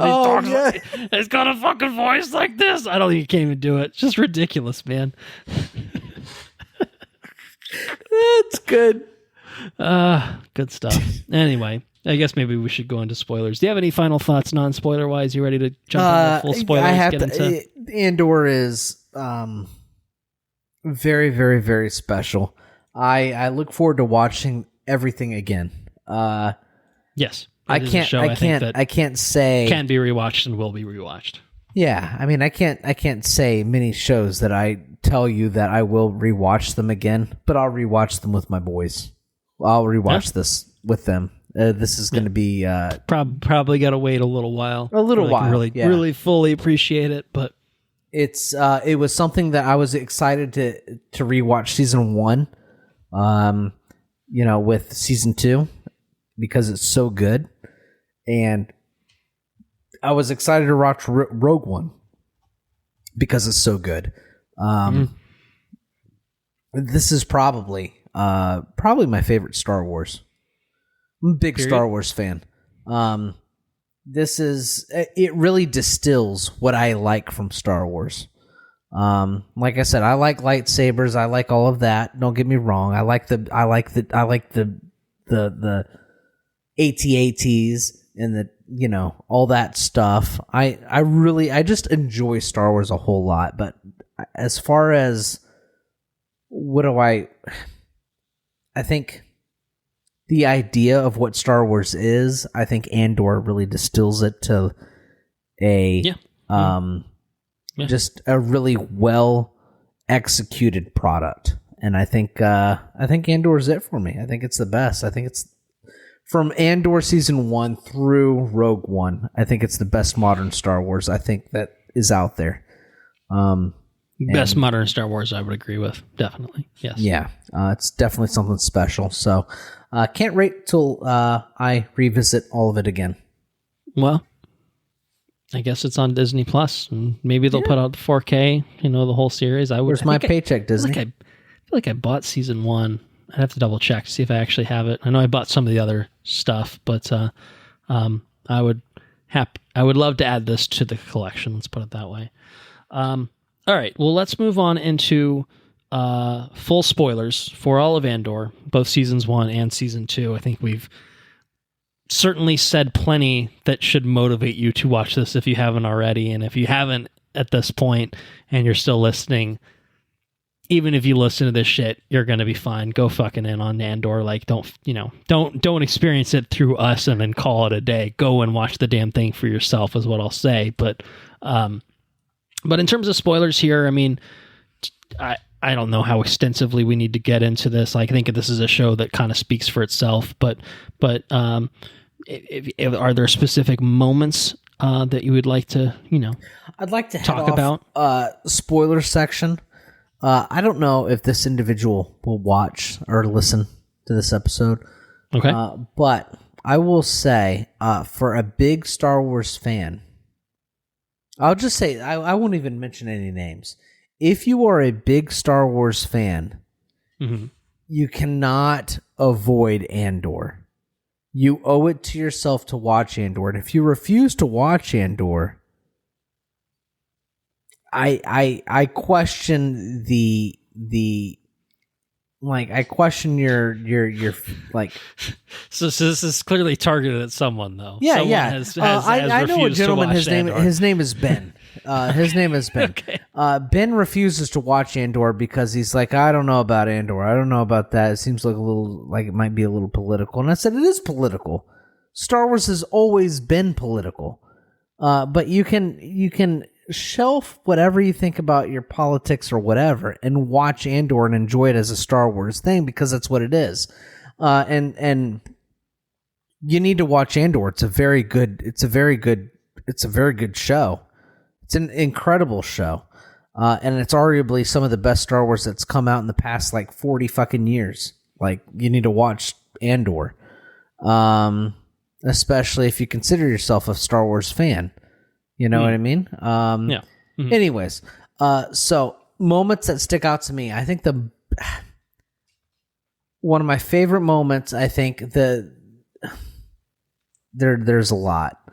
Okay, well we can go through them. I think the first one. I think the first one's the heist. Oh yeah, the Aldani season 1. Aldani season. Yeah, we're just if I'm gonna have to walk it back from the beginning. I think. Don't get me wrong. The stuff with Andor looking for his sister and stuff. I mean, that's intense. It kind of builds a little bit, whatever. Right. And like we said, by the end of episode 3, you kind of, I feel like it's the end of episode 3 where the security team is trying to find Andor and then they all get fucking blown to high hell. Is that roughly right? Yeah. Right. Yeah. That's so I feel like that arc, by the end, to me, that was all right, I fucking in, because they're fucking shell shocked by what the fuck just happened? This crew, it escalated from the point of obviously Cassian getting roughed up and then killing these two guys. Went to go find Cassian, right? It's oh, I gotta go find this guy. Yeah, because he's selling him the hyperdrive or some shit or something like that, But then Cassian has been kind of involved in this thing where he's had to kill these two guys, or he accidentally killed the one guy and killed the other guy so that he could try to get away, and so he's being kind of hunted because of this thing. Yeah, and then you get the other guy. You get and then you get the Twin Peaks guy. Right? Yeah, Twin Peaks is like Cyril Karn. Twin Peaks, and you can kind of understand, right? Like there's this guy running around shooting fucking cops. Yeah, and it's like, well, it's probably not to be encouraged. No, absolutely not. The supervisor's just like, what the it's fuck's just an wrong accident. with everybody? Don't worry about it. Everything's fine. Let's just sweep it under the rug. Like, no big deal. I think that's what's interesting too, because they tote the line in the show where you can understand the imperial logic, right? Like, his drive is like, this guy's a fucking murderer. Yeah, but by this guy fucking murdered these two guys. Fast forward, Twin Peaks is all the way at the end of the, where the Empire is like sticking their thumb on this fucking planet. Right, Gorman, yeah. And Andor asks, "Who the fuck are you? What are you doing?" And then he stops, and then he gets shot in the fucking head with a blaster. You know, he doesn't have a whole lot of time to think of that. No, but he hesitates because he knows he's on the wrong side of this thing. There's a wrong side. Certainly by the end of it. I mean, like, obviously he's not literally working for the Empire, I think, in the very beginning. And he kind of, like, I think it's like, I don't know if it's not technically the Empire, right? It's like the security system for whatever this planet is, right? He's working for like a third-party security company. Yeah, which probably is in league with the Empire, I guess, at that point. Yeah, but, exactly. It's not quite the same thing. It's like, it's one thing to be like working directly for the Empire and like, being privy to like if he was privy to everything that like he's not ISB, Dedra knew about with the ISB with Gorman, then like Cyril would be like, well, I'm on the side of justice and law and order, not fucking being Nazis. You know what I mean? So it's like, I think like his perspective, as you're saying, like is totally understandable and justified in that sense. Like, well, this guy fucking murdered two cops. Like that's. Yeah, not. You can't do that. And like, obviously, we see the thing that happens, and it's not intentional for the one. And obviously, shit kind of goes sideways, and like the two cops are being fucking dicks and assholes to Andor in the first place and putting him in a bad place. But it's like, I don't know, like from Cyril's perspective, it is kind of legitimate. I've been like, well, I mean, let's go fucking get this guy. Yeah, you can't do that, right? But anyway, just it adds all that to say, it adds to the nuance. It adds to what the audience has to do in order to understand the characters, and it furthers the depth of the characters. Yeah, everyone's got their perspective. Like, yes, and Cyril's perspective, even though he's kind of a weird fucking guy. Yeah, fucking weird with an overbearing mother. Mom's a real piece of work. She's a piece of work. Yeah, but like you kind of like at times. You kind of get Cyril, you know what I mean? Like, like I don't agree with Cyril, and like but I understand him. I understand his character. His character acts in a way that is consistent with what that character thinks and should do, and that's true to the end. Even when like he realizes he's on the side of, wait, what the fuck? I've been played. I've been used. I've been made a pawn of this and. And because he's a very simple that's not character. right. That's not right. He's not. I don't know. I think I found his character at the end of his arc. I found his character really compelling because totally. I can see his character through people I interact. Like his character is topical. Okay. Yeah. And I understand it, and it like I said, I think it's a very relevant character. At least from the people I interact with on a daily basis. So, yeah. Anyways, and all that to say, that's to say with all the characters, I think they're all very yes. Very fleshed out, very realized. They act consistently. They do things that make sense for their characters, and that's kind of true for the whole series. Yeah. I think. But I think so. I pulled you away from Aldani, so Aldani, I'll take you back there. Derailed me. Aldani. So that's the that's where they stole all the gold, right? Right, exactly. Yeah. Very awesome sequence. Very, very awesome sequence. This is really where you're seeing some rebels, like there's a little faction here. You got Luthen's kind of faction here, right? Exactly. Luthen has these group of people that he's pulled to this one heist, major heist. And you kind of get some of the spycraft and everything. You also get introduced to a character that's made a manifesto. Yeah. Which is... he's also in Alien Earth, I think. He is, yeah. Yes. That's who we're referring to. Yes. And which is kind of a big deal, Yeah. This manifesto. This manifesto is a big deal. It kind of defines, like, everything that we know about Star Wars. And I think in season 2, they all kind of blur together for me because I watched them all together. But I think... But it does come back around in season 2. It does come back around, right? Like, there's voiceovers and this and that, and like... And literally towards the end, I think the ISB guy is, like, listening to it. Like, he, copies of this manifesto are, like, out there, and he's, like, listening to this. And before he kills himself, right? Before he kills himself, right. Exactly, yeah. Yeah. Real powerful moments. And the tidbits from the manifesto are just so well written.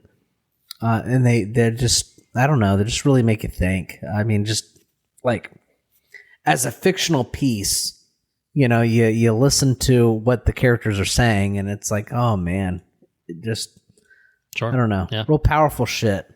The other big moment, season 1 was so they steal the gold and right.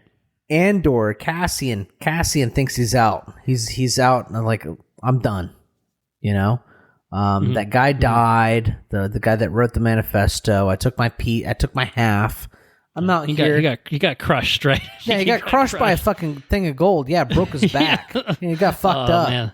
That's fucking brutal. And then Cassian kills. So Cassian kills the thing, right? There's a guy in there that like the whole up until this point, the guy seems like a real good guy. And he's like, hey, Cassian, right. We can take this gold and we can fucking leave. Cassian shoots him. Poof, right on the spot, like immediately after. Right. The thing, yep. Mm-hmm. Anyways, Cassian leaves with his portion of the booty. And I'm asking this somewhat like, because I'm like, I didn't watch season 1.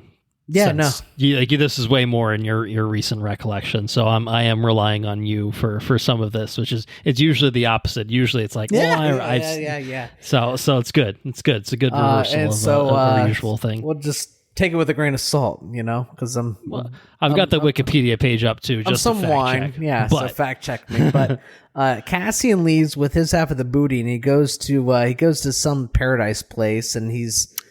Right. That's what this goes to. Yeah, you're right. Of course. The beach that he's on. He's just, living life. Like, everything seems to be good. And the security droid, like the Empire's on this beach, and they're fucking doing like some ice shit. And I mean that with like the utmost respect for ice shit that we can have right now. Right. I don't want to be political, but there's they're out there just fucking pulling everybody into well, this. He's brown, so I mean, exactly. They're pulling everybody in, and they end up just. I don't think he's got his ID or something, and they end up just putting him in jail. He's like, I'm here on vacation. 6 years of hard labor. I'm here on vacation, and they're like, we don't give a shit. You're going 6 years. You're a rebel. 6 years. 6 years of hard labor. You're a rebel because somebody said so. And so they send him to this fucking like island where they're making shit. And I don't know exactly what they're making, but this is when we get introduced to Planet of the Apes, Andy Serkis. Andy Serkis, because he's like the leader of the group that Cassian's. He's the manager of this workforce, who's also a prisoner, for the record. Yeah. They send people. They send the prisoners as like indentured work, right? They send the prisoners to this place in the middle of the ocean. Some might call it slavery, but yeah. Yeah.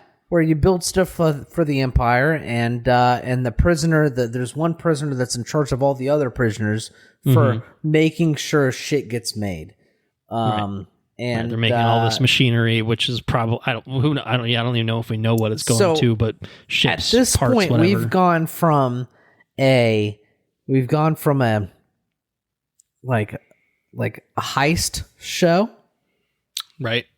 I guess the first couple episodes were like murder mystery kind of thing. Right? Murder mystery to heist, 3 episodes of a heisty break. sort of thing, to just straight up prison into prison break arc. Yeah, definitely. Yeah, and so they got Andy Serkis there, and they stage a prison break, and that's incredible. I think it's almost like the high point for season 1 until we get the speech from. Oh yes, yeah, the monologue action. The monologue action from Luthen Rail. Yes, which is explicitly talks about sacrifice. And sacrifice. It's not a good Stellan. No, he's just got the voice, man.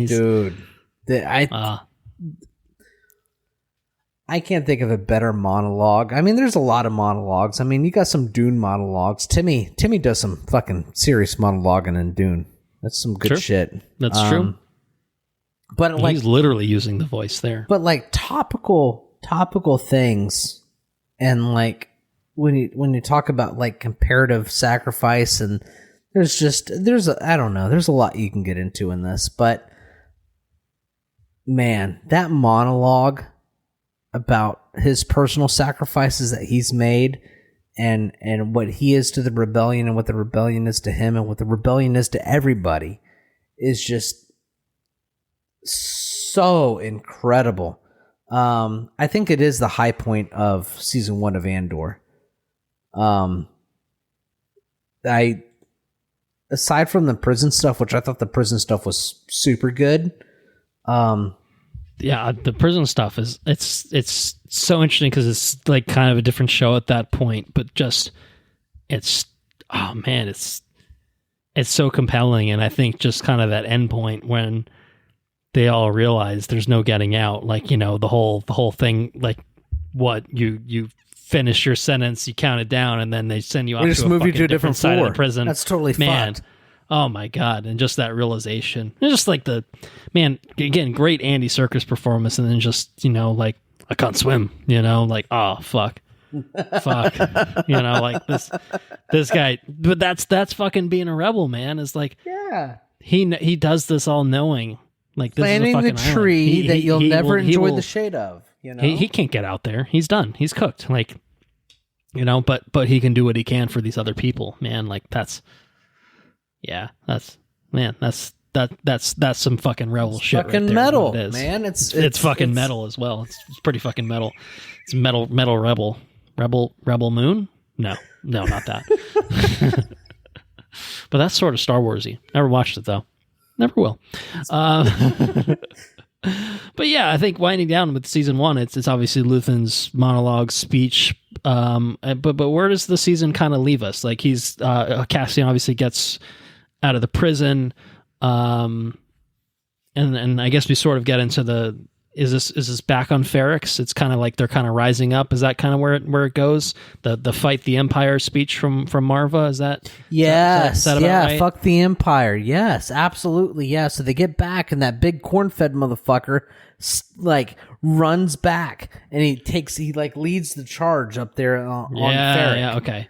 And the fucking guy's banging on the fucking, whatever he's doing up there, man. And there's that one kid that made a grenade and blew everybody up. You remember that? Oh, that sounds vaguely familiar. Yeah, sure. Yeah, his dad died. And so he made... Right, okay. Yeah. Which is... And this has kind of been like my kind of thought on a lot of things, like you go and do something and you kill somebody's dad or you kill somebody's uncle or whatever, you know what I mean? And just violence begets violence always, and it's kind of like our involvement in the Middle East and stuff. It's just, it's sad because it's never ending,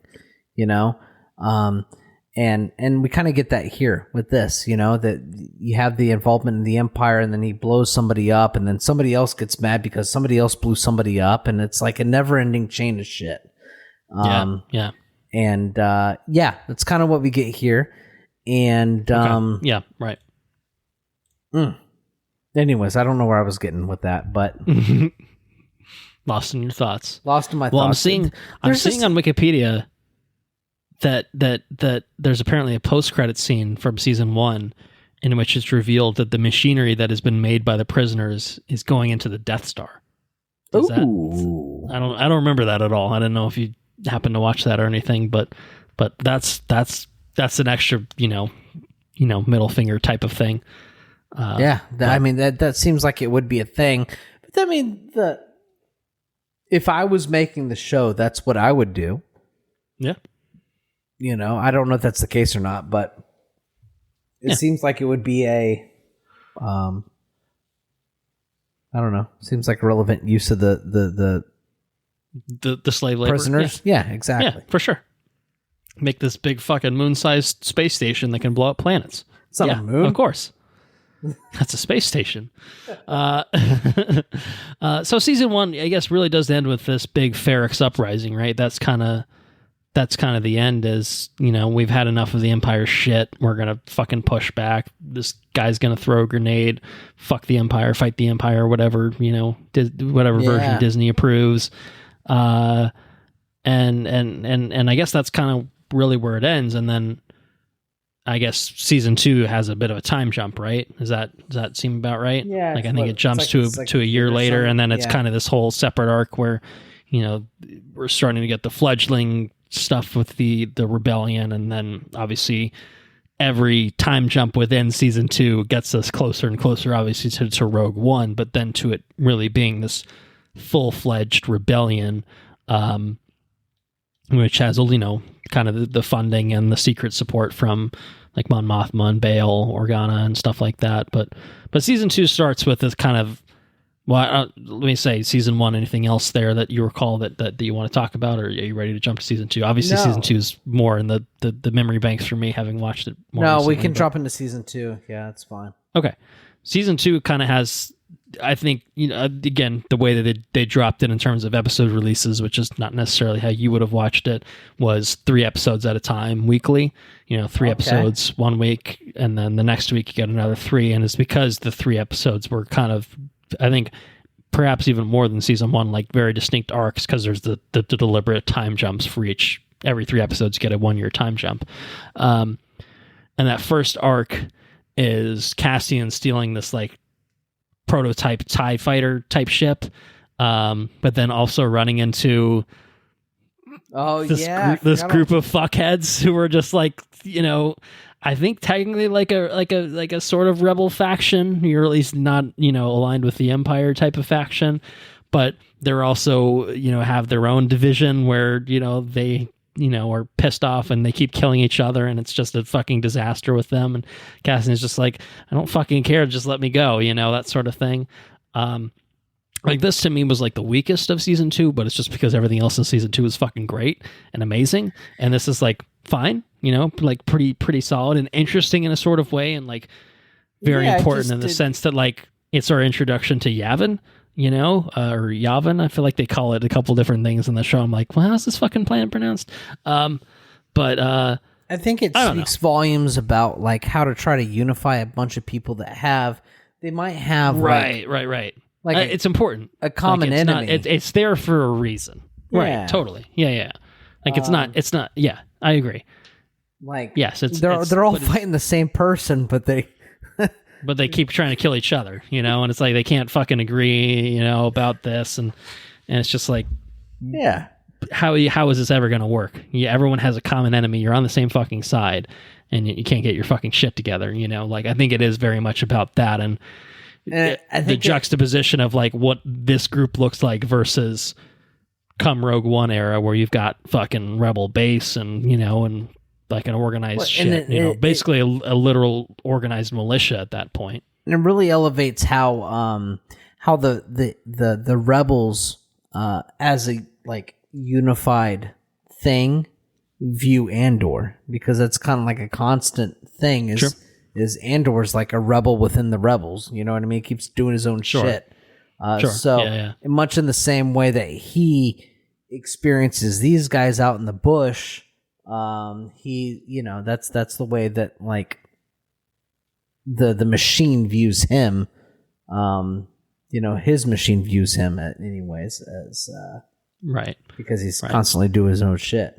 But and I guess the flip side is like that's what Cassian's up to, whereas everyone else here is like the Empire has come to the planet where they're like hiding away and they don't have documentation. Yeah, right, exactly. The Empire is like, hey, farmers, if there's anyone here without documentation, we're going to take them away. And so obviously like Bix and everyone's kind of just obviously in a panic about that. So I kind of forgot the flip side of that, where it's just like, we're getting right away from episode 1, season 2. It's just like, interesting. You know what I mean? In terms of just being like, wow, this is interesting. This sounds like what topical. I heard about the other day. Yeah, exactly. Right. And so that is really interesting. And that's the flip side of that. And like, obviously, like, I think episode 3, there's the fucking Imperial guy that like tries to rape Bix, which is like, okay, rape in Star Wars, that's a new one. And obviously it's not, I imagine that had to be probably there's not some graphic depiction of sexual violence in this, but like, it's not shying away from it either. You know what I mean? So it's getting pretty. You probably have your ear to the ground more than I do with this sort of stuff. What was the like you said, rape is like a new kind of thing for Star Wars. Was that sex is kind of just a new thing for Star Wars? I mean, obviously Anakin and Padme, once upon a time, at least, things happened, and here come Luke and Leia, but yeah, it's not really a thing that happens in Star. I mean, Sheev canonically Sheev fucked, lest we forget, and here comes Rey, and we would all like to forget. But unfortunately, JJ has cursed us with this knowledge, or lies. Potentially, it's just lies. Episode 9 not canon. I don't know. We'll do a Kickstarter to remake Episode 9 like they did for The Last Jedi too. Yeah, no. I mean, I think in terms of just like the reception to this, it was kind of just like, okay, we're going to different places that we don't see in Star Wars. We don't deal with in Star Wars, and I think the reception was. I mean, obviously it could be triggering and traumatizing for some, too many, but I think that it was handled pretty respectfully, and I think, like realistically, I think it was definitely realistic. Good. And I think Adria Arjona, who plays Bix, I think it's like she's kind of just been like, it was like obviously a big deal for her to be playing a character that's put in this position and to do something that is kind of breaking, not really precedent from Star Wars, but treading new ground, if nothing else. And so I think the reception was like, it was handled delicately and realistically and respectfully. So I don't know if that really answers the question you're asking, but yeah, it was just like how the Star Wars fans. Well, I mean, received Star Wars fans are a broad, diverse group of people who feel many things about many things. So, I mean, I think it really depends. But I do think if there's anything to be said about Star Wars fans, Andor is probably one of the few generally unifying things. Okay. People seem to agree that Andor is pretty good. And so I don't know that I have any like ear to the ground specifically about like how Star Wars fans necessarily felt about this particular scene. Because it was, but I haven't heard enough to say that like there was a big controversy about it. So I guess it did okay in that respect, in terms of how it played, if that makes sense. Yeah. And that brings us so to that guy tried to, rape fucking Bix. Yeah.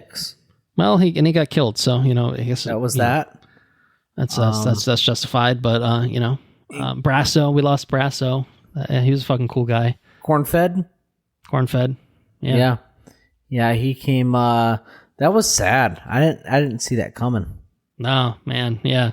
So I said, it's one of those. This is a show where it's not going to be a happy ending for a lot of people, and that's kind of the nature of a rebellion. Is not everyone makes it out alive, but yeah, no, that was sad to see that, and because they kind of just had to leave him behind, because they really had to get the fuck off the planet.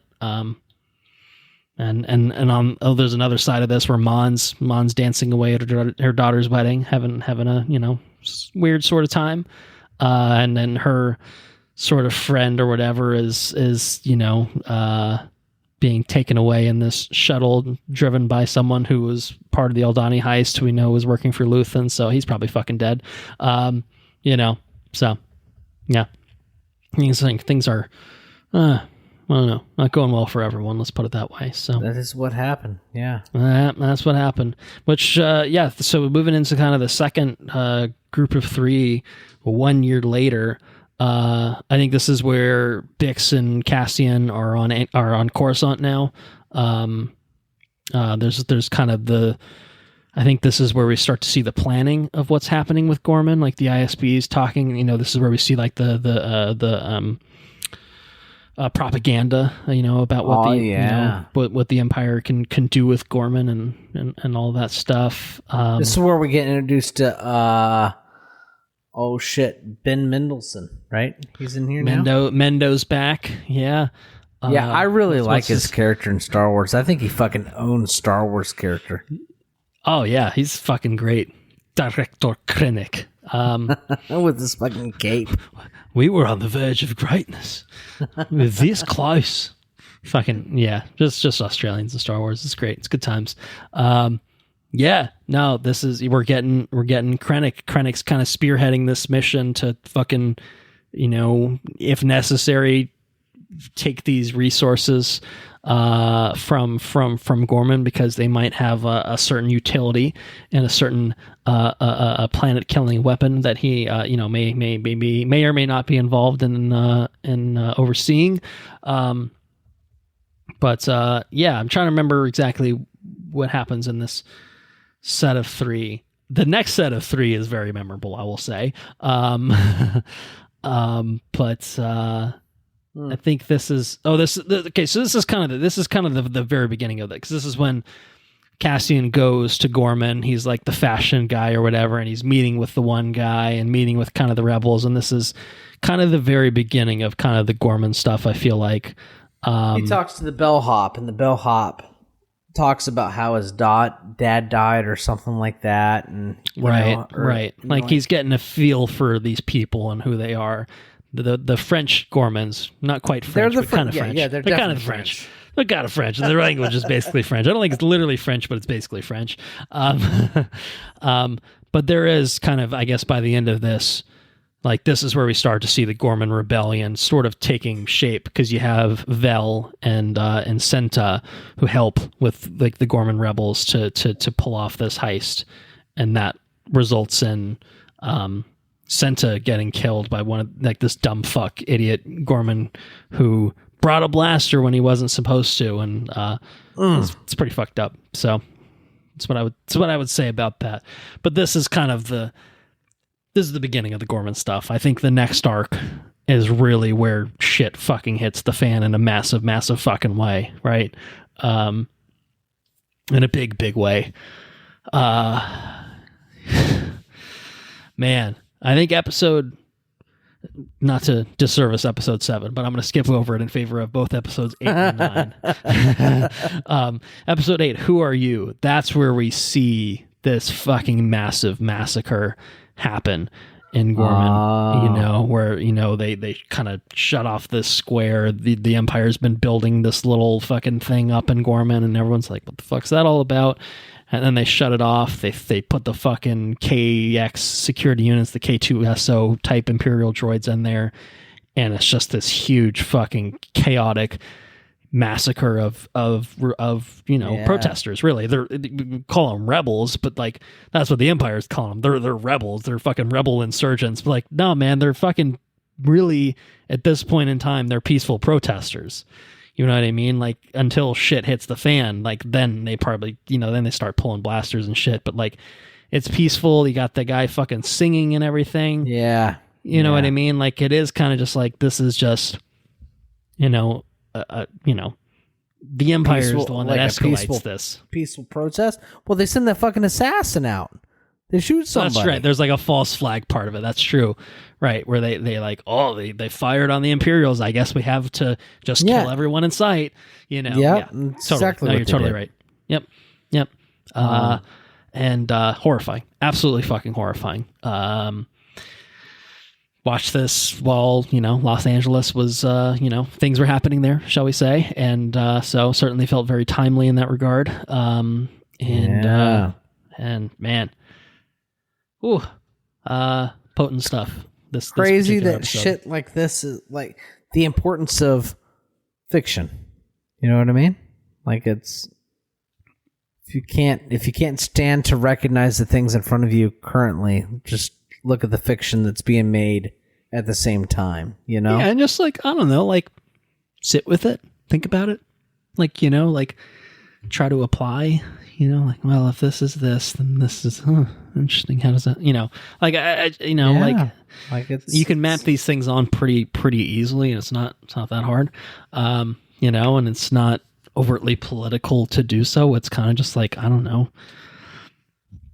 how you teach morality. You know what I mean? Like, yeah, right. like it doesn't have to be political. It's just like, I don't know, common sense, morality, decency, right.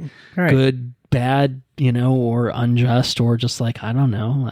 I don't know. Like, I guess, I mean, hey, there are obviously people that are going to be on the other side of the fence that feel a certain way and like, no, this is good. I like this, and it's like, well, maybe don't associate with those people if you can help it. But but there are a lot of people that are just like either fence sitters, don't care to understand, don't want to understand, don't want to think about it, blah, blah, blah, or can't just put two and two together. Like, you know what I mean? Like, I think there's a lot of that where it's just like, there's this weird cognitive dissonance of, again, just like you can watch Star Wars and be like, yeah, the rebellion, fuck yeah.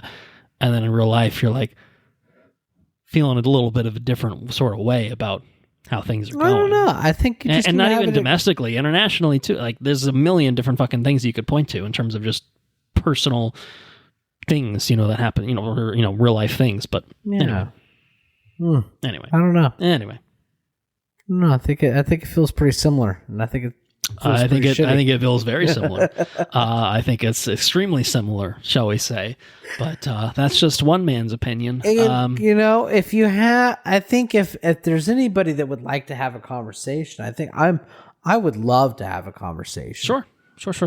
Yeah. I mean, obviously, we generally speaking tend to sidestep the deeper conversations that we certainly could be having and will occasionally have off air, between ourselves. But, it's not really the mission statement of this, but also we live in some pretty fucked up times. Like, I think that sugarcoating it is not exactly a viable strategy either. So I'm not going to sit here and pretend, like, I don't know, man, is this like somewhat related to real life? I didn't really see that. I'm like, no, that's like, it makes you think completely of exactly the types of fucking things that are happening in this very country. And it's like, I'm not going to sit here and wax on my soapbox for 20 minutes about how you should fucking feel bad, if you can't put it together that, like, hey, the rebellion is like supposed to be good and the empire is supposed to be bad, and you can't apply that 1-to-1 to the real world that you live in. Like, I'm not going to beat you over the head if you can't somehow figure that out yourself. But, like, I don't know, man, maybe try, like, maybe have some just think for a fucking minute, maybe. Like, I don't know, man. Like, just give it some thought. There's a reason that this is here in Star Wars. It's not because they ripped it straight from the headlines of today. It's because it's happened in the past before. And it's the play, again, I've said, it's like the playbook of this sort of type of, a dictatorship of authoritarianism. Yes. It's a thing that's happened before. So it's not some wholly original, unprecedented thing. It's unprecedented for this country, sure, but at least to this extent anyway, shall we say. But it's not an original thought. But it's not an original thought. And it's like, that's why it's in Star Wars. You know what I mean? So anyway, I'll say that's my soapbox for now. And anyway, like, hey man, if the Gorman Rebellion is making you feel things in Andor, we'll have the conversation. Sure. I'm happy to have the conversation. I would encourage the conversation. Everybody should have the conversation if they watch Star Wars and not be able to pinpoint exactly what this is showing. I think that like it's healthy to like think about it and talk about it and stuff. So yeah. Definitely. So Anyway, that's kind of obviously the massacre that happens on Gorman, and then episode 9, Welcome to the Rebellion, is this interesting follow-up episode of how the political side of that deals with it. You know, you've got Mon making this fucking impassioned speech to the Senate, and then basically like making herself, politically persecuted. Like, the Emperor is going to fucking murder you before you get out of this building. You've just said some, you've spoken up in a way that we cannot allow. And so it's this, really high stakes thing of Cassian going in there to extract her, and, Bale's people are trying to extract her, but maybe Bale's people are corrupt. In fact, one of them is definitely, we know that for a fact. Then it's tense. It's fucking tense as fuck, just getting her out. Her driver, she knows isn't, working for the Empire. Like, oh man, it's both these two episodes. I will say this whole arc, this I guess 7 through 9 episodes, 7 through 9 of season 2, to me is probably peak Andor. I don't know if that's your personal viewpoint. This I have the recency bias. Flashback episode with the assistant. No, prior to that, this is like just truly the build up to the Gorman massacre, the actual happening of the Gorman massacre, and then this kind of thing with Cassian getting Mon after she makes the speech to the Senate, like getting her out of the Senate building. Like, I'm thinking of that, and then the final arc is kind of the stuff that you're talking about. Yeah, I think that. That's my personal feeling. No, that's cool. No, I think that for me, I think that the idea of Andor and the rebellion is really the speech in season 1. Okay, and well, that's valid. That's true. And again, I have the recency bias with season 2, where I'm like, this is the stuff that's stuck in my head because I've seen that so much more recently. The prison rebellion is really powerful too. Fair enough. All right. Maybe I should give season 1 a fair shake before I boldly proclaim it's the best part of season 2. I will at least reframe it as that and confidently say, like, to me, these 2 episodes are just like top tier shit generally, but like just the top tier for me of season 2 of Andor at a minimum. Season 2 of Andor, I think that the best seasons of Andor, or the best episodes of Andor in season 2 are probably I didn't really think about it. I don't know. Well, they're all pretty good. They're all pretty good. I like all the shit with the K2SO. I really enjoy that. All right. Well, so we get the beginning of a K2 at the end of this arc. But then it's that final arc, I guess we can go there now, where we get some kind of more classic K2 stuff with Alan Tudyk about and stuff. I think I cleared a path for you, Cassian, or yeah, exactly. Yeah, that's pretty good. I think the whole Binks, is that right? Bix. I think all the bits with Bix was super powerful. I think for sure, I think her kind of elevating, like pushing Andor to be something more than what he was really powerful.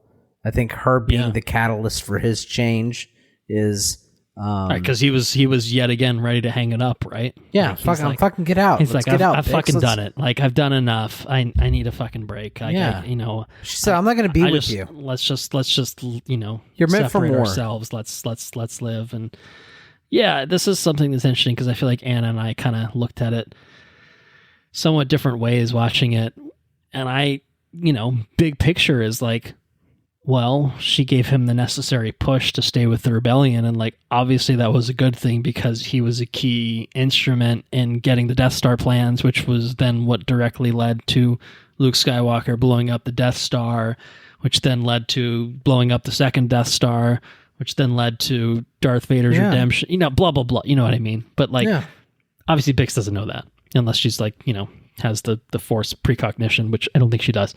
But like, I understand like that motivation of being like, this is too important a cause to give up. Like we're I can't too far into it. I can't have what I want. I don't want to be a distraction. And Anna, I think, and I don't want to totally speak for her. We're going back a few weeks now in terms of our conversations on this, but it's kind of just like, well, they could have done it together. Like she still could have pushed him in a way that, wasn't like, I'm going to fully remove myself. And it's kind of fucked up that like she's pregnant, she leaves and she has a kid and this kid will never meet his father. And she prevented that opportunity from ever happening. And I agree with that, of being like, it's really fucking sad. It's really sad that Cassian has a kid that kid will never meet his dad. He'll never know his dad. He probably won't even really know what his dad did for the galaxy. But there is something to me, like, I think, to me personally, it's just like, I don't know, I can still buy into this idea of like, yeah, it's her sacrifice. She wanted to protect her kid. She wanted to give that kid a life that was away from the rebellion, and I think she gave Cassian the appropriate kick in the ass that led him to being someone vitally important to the rebellion. Yeah, that did ultimately lead to the downfall of the Empire, which is then undone by the resurgence of the Empire in the First Order. Blah blah blah. But we don't need to talk about that. But it is true to life. Sometimes you think the Empire is defeated, and then 4 years later, maybe they come back. Who's to say? Yeah. I do agree. I think it speaks about her sacrifice, because naturally she would want him with her. Totally. Yeah. Yeah. It is shitty to Cassian. Like obviously he's very fucking hurt, and he should be. But I do think, like, I kind of understand it from, like, a character motivation sort of perspective of, like, much in the same way from what he was saying. Much in the same way that he wasn't committed to the rebellion until after Ferrex. You know what I mean? Right. Yeah. It's only after the removal. Only after the removal of those people that he can be fully committed to the cause. Right. He's all in. Yeah. Totally. Yeah. That's valid. And I haven't seen Rogue One again, and I feel like it's obviously a lot of added context to that. I feel like Rogue One plays pretty differently. Well, maybe not super differently. Like I'm sure it's still good and entertaining and stuff. But I think in terms of Cassian's character, like I imagine knowing so much more about him gives it a little different read, I would imagine. But yeah, I don't know. I thought that was really, really quite powerful. In terms of just kind of that. And this whole final arc to me really felt like a good, again, I say having not watched Rogue One, and you can speak to this more directly, but it felt like a good handoff. Like tonally, it just seemed to feel closer to Rogue One. And obviously it's kind of in that rough exact time frame, and it's leaving to the point where like this ends with Cassian going on the mission to meet with some guy. And I think that's the guy he literally has to kill in the beginning of Rogue One. Yeah, if I'm not mistaken. It is. It's really fucking crazy. It's fucking seamless, right? Like it's right into it, which is really cool. But again, I think they did a good job of just kind of like, like to me, this isn't the most exciting arc. Like the Gorman stuff is like the more like holy shit, holy fuck kind of stuff from this. But this does a really good job of being that kind of handoff. And then it also has sort of what you said a little bit earlier was the stuff with Clea, where Luthen's been discovered. There's this the fallout with Dedra, who we haven't really talked about, and shit goes sideways in a big way for her. There's the bit there where they try to talk at the council, like the rebellion, where they really, like, they don't know about Luthen, and they right. And like, they feel that, like he's his own sort of faction of the rebellion, but like much in the same way that what's his face did a lot. Is, the guy that's breathing gasoline. Yeah, right. Saw Gerrera, right? And Cassian comes in there. Comes in there and says, "I don't know how you disrespect this man so much." Right. Like, yeah, it's like, yeah. Well, and this is fake Bale. This is we'll sidestep it for now. But new Bale. It's Benjamin Bratt. It's fine. Everyone moves on. Everyone's fine with it. It's good. Yeah, even Anna accepted it eventually. Jimmy Smith is still, the real Bale, of course. And I don't know if it was jarring to go back to Rogue One and then see Jimmy Smith's, or if it's one of those things like it's it's Hollywood, you gotta change actors sometimes if scheduling conflicts happen or whatever. But but it's like, man, Luthen went out, fucking stabbed himself with that fucking thing. Should have stabbed himself. His daughter, his adopted daughter had to fucking kill him. Yeah, and like that whole arc was really interesting. Like, hit the stuff with Clea. Like I said, she was a revelation. Elizabeth Doolittle was like their first fucking acting role ever, which is awesome. She's incredible. Yeah, really, and that was like just an interesting character, and just and the way that her and Cassian kind of link up, and then like to me like. Again, another thing of like Anne and I like talked about it, and like she wanted to see more with like what happens, like get these characters more involved, like get Clea back in the fold. But to me, like her kind of like obviously they've been this kind of separate rebel faction, but then her kind of seeing like, I feel like her kind of last moment in the show is like realizing like, oh shit, it's kind of happening, like seeing like this is a rebellion. Like obviously it's not what Luthen himself created, but it's because of what Luthen had done and what she had helped him do for years and years, that like this was possible. It makes and it obviously it makes it so we know how it goes from there. So and it generally works out. We're going to lose some X-Wing pilots. We're going to lose some rebels along the way. But at the end of the day, the evil does get defeated, at least for 5 to 10 years. So the shade of which you will never know. That's what it is, dude. It's totally that.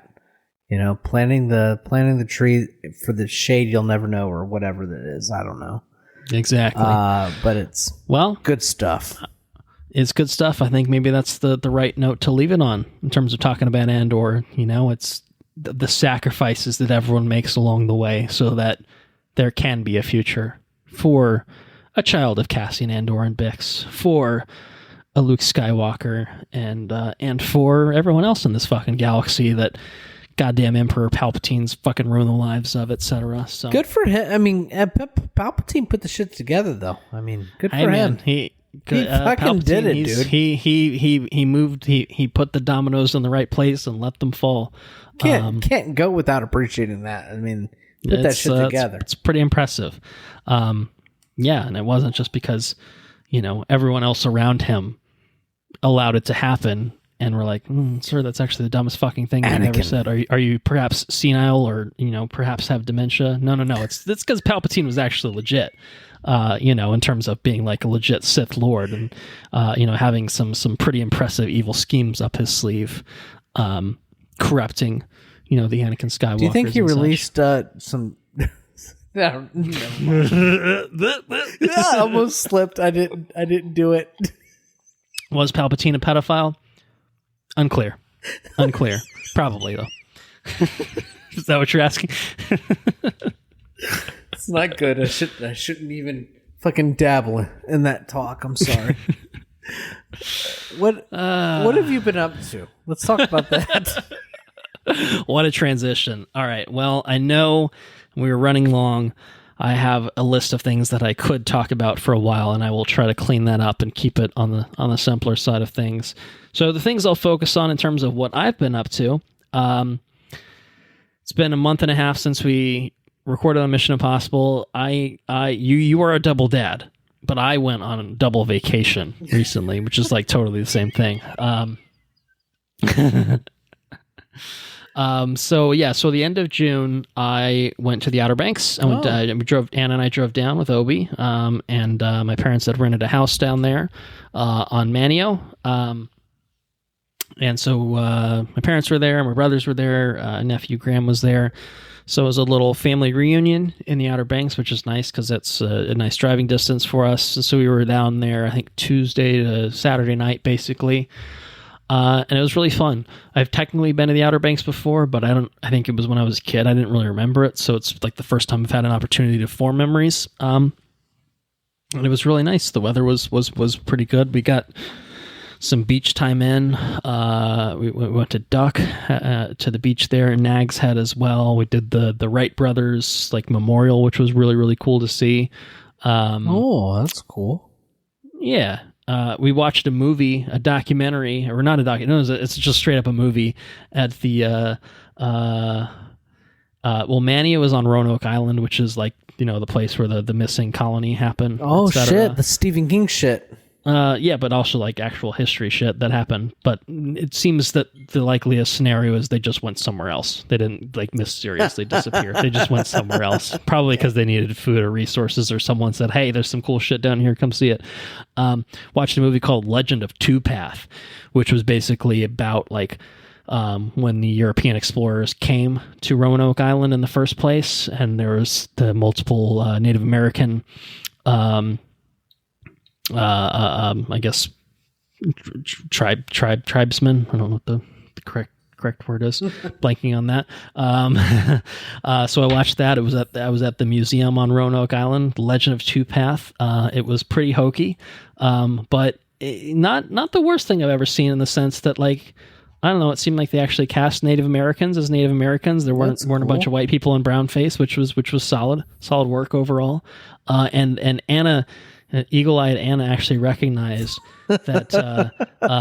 So Manio, which is the Roanoke Island, like Manio is like, I think, the north part, and then Wanchese is like the south part. The actor who played Wanchese is actually the guy who played one of the Choctaw vampire hunters in Sinners. That's this cool. guy went from Legend of Two Path, this fucking little 50-minute TV movie thing, to Sinners, which is pretty cool. Pretty cool stuff. That's pretty cool. Anyway, fun fact. Outer Banks was a lot of fun. It was nice to see family, obviously. Drank some beer, had some good food, hung out with Obi. It was really fun. Really, really, really nice trip down there. Came back, worked for part of a week. Went into part of a week because the 4th was the Friday or Saturday, so I had the Friday off. So we did the 4th in Philly. We went over to Enrique and East actually, and observed some fireworks on their roof. It was nice because you can get kind of a 360 view of the city and see fireworks pretty much everywhere, because people in the city are just fucking lighting their own fireworks left and right. But after that, we went up to Vermont for about 10 days. That's good. Which we usually do over the summer. We rented a place up there, and you didn't stay at the cabin or whatever? We stayed at a camp like 4 doors down, if that makes sense. Okay. So Anna's parents and aunt and uncle were staying at their at family camp. So right. Yes, correct. But we have rented a couple times through some folks that live there, and so we can kind of be there at the same time. Okay, as that's Anna's cool. Extended family is there, and so it was a nice time. Got to see. Last year, I don't think we weren't able to rent this one, and so when we went, like, her extended family wasn't there, so we got to kind of see, cousins and all that, do the big family reunion sort of thing, which was fun. But the nicest thing is just being up there. It's so green and nice and serene and calm, and there's a private beach that you can go on and just chill and being away from everything, right? Read, and yeah, I mean, like, they have a TV in the camp, which is like 12 inches big. It's probably like 20 inches or whatever, 26 maybe, but it's like, we didn't really watch TV, like, we were off the grid, but not really. There's internet, we did work a little bit here and there. But it's just nice. We did, in terms of just, like, we got some lobster, which was good. Like whole lobsters, which was fun. Saw Superman there. I'll talk about that. Man. We'll probably have an episode on it. I went opening night to Superman at my non-traditional theater, but it was the big dinosaur theater. I'll talk about it if we do an episode on Superman, which I hope we will. I know theater treks are an ask right now, but might be worth it. What else do we do? We rented a boat for a day, which was really fun, and Captain Colton Brown was in charge of driving that boat around. Holy shit, Captain Colton Brown. Captain me. Did you wear a hat? A captain hat? I I did wear a captain's hat, actually. As a matter of fact, I had a Florida Gators hat on, and then her parents got on, and they brought a little captain's hat that they had bought in Venice a few years ago, and it's just a full on captain's hat. So I wore that sumbitch for most of the time that I was driving it. So that was really fun. I've driven boats, but not for that duration, and it was a pontoon boat, so it was a little bit of a tank, but especially when more people were on it. But it was really fun. It's a little hairy when those pontoon boats are loaded up.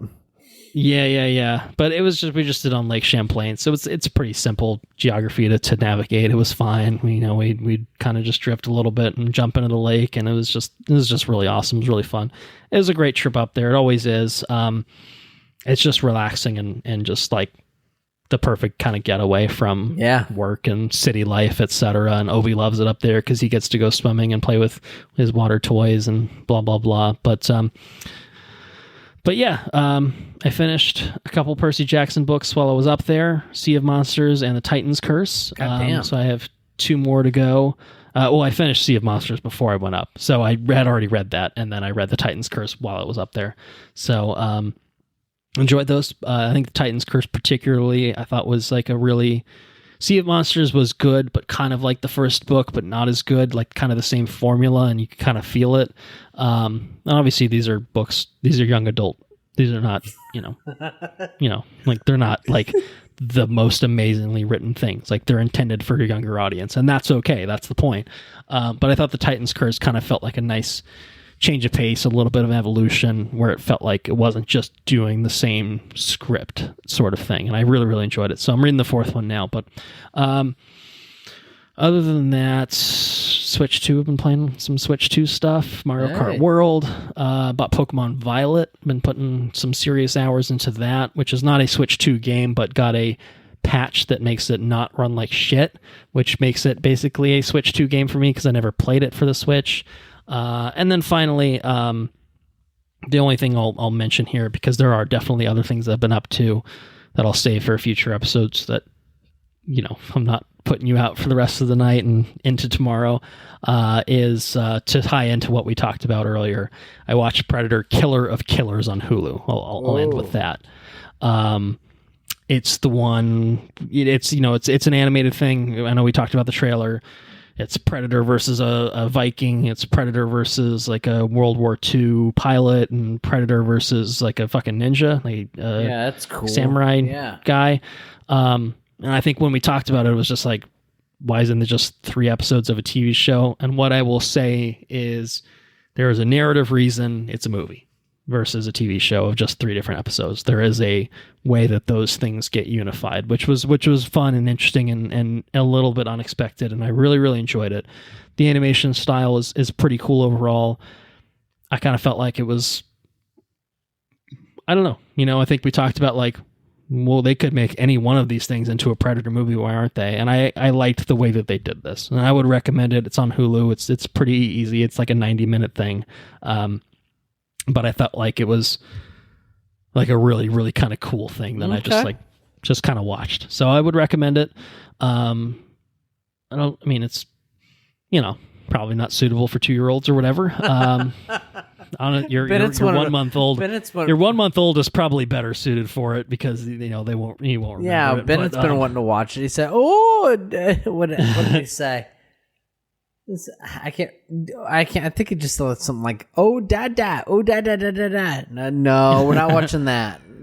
Yeah, no, that might be a whenever the Andor time slot was, that might slot in. But I would recommend it. I think you would enjoy it. I think you'd get some enjoyment out of it for sure. So, like I said, Predator franchise feels like it's in good hands because I think Dan Trachtenberg co-directed that. It was cool, very cool. Would recommend it. Other stuff I've been up to, but I think, again, in the interest of time for this episode, for life, for other reasons, I will press pause there, and hopefully we'll have an episode at some point in the relative near future where we can talk about some other stuff that happened in that 1 month and a half span of time that has flown by.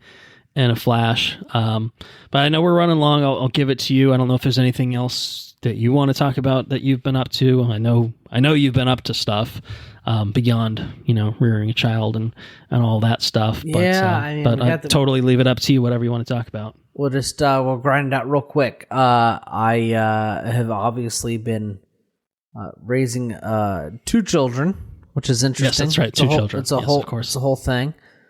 We took Bennett to his first movie. Oh, okay. All right. Well, that's noteworthy. Absolutely. His first film was. Oh, it's the Pixar one. Right, it's the Pixar one. Yeah, the kid with the one eye. Elio. That's it. Yeah. We took him to Elio. He was good for 98% of it. Like he was okay. This probably wasn't a super long movie, yeah, right? Like, it wasn't super long. And space long. Things are not his thing right now. You know, it's very much dinosaurs. He loves dinosaurs. Yeah, I was just like, oh, he's a dinosaur kid. I can tell. Take him to Jurassic. He'll be fine. It's very much a different thing. So, but he did good. He did good for like 98% of the movies. So. That was fun. We gave him popcorn. He ate popcorn. He was zoned in the first, 30 minutes because, the screen was so big and stuff. So that's cool. Sure, yeah. I have also played... Well, how was the movie other than the Bennett experience of it? Just out of curiosity. Elio was kind of...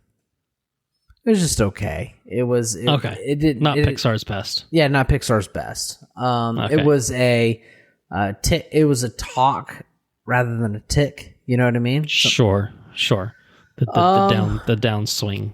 Yeah. What else did we do? Magic's been a thing. Magic the Gathering. They had a Final Fantasy release.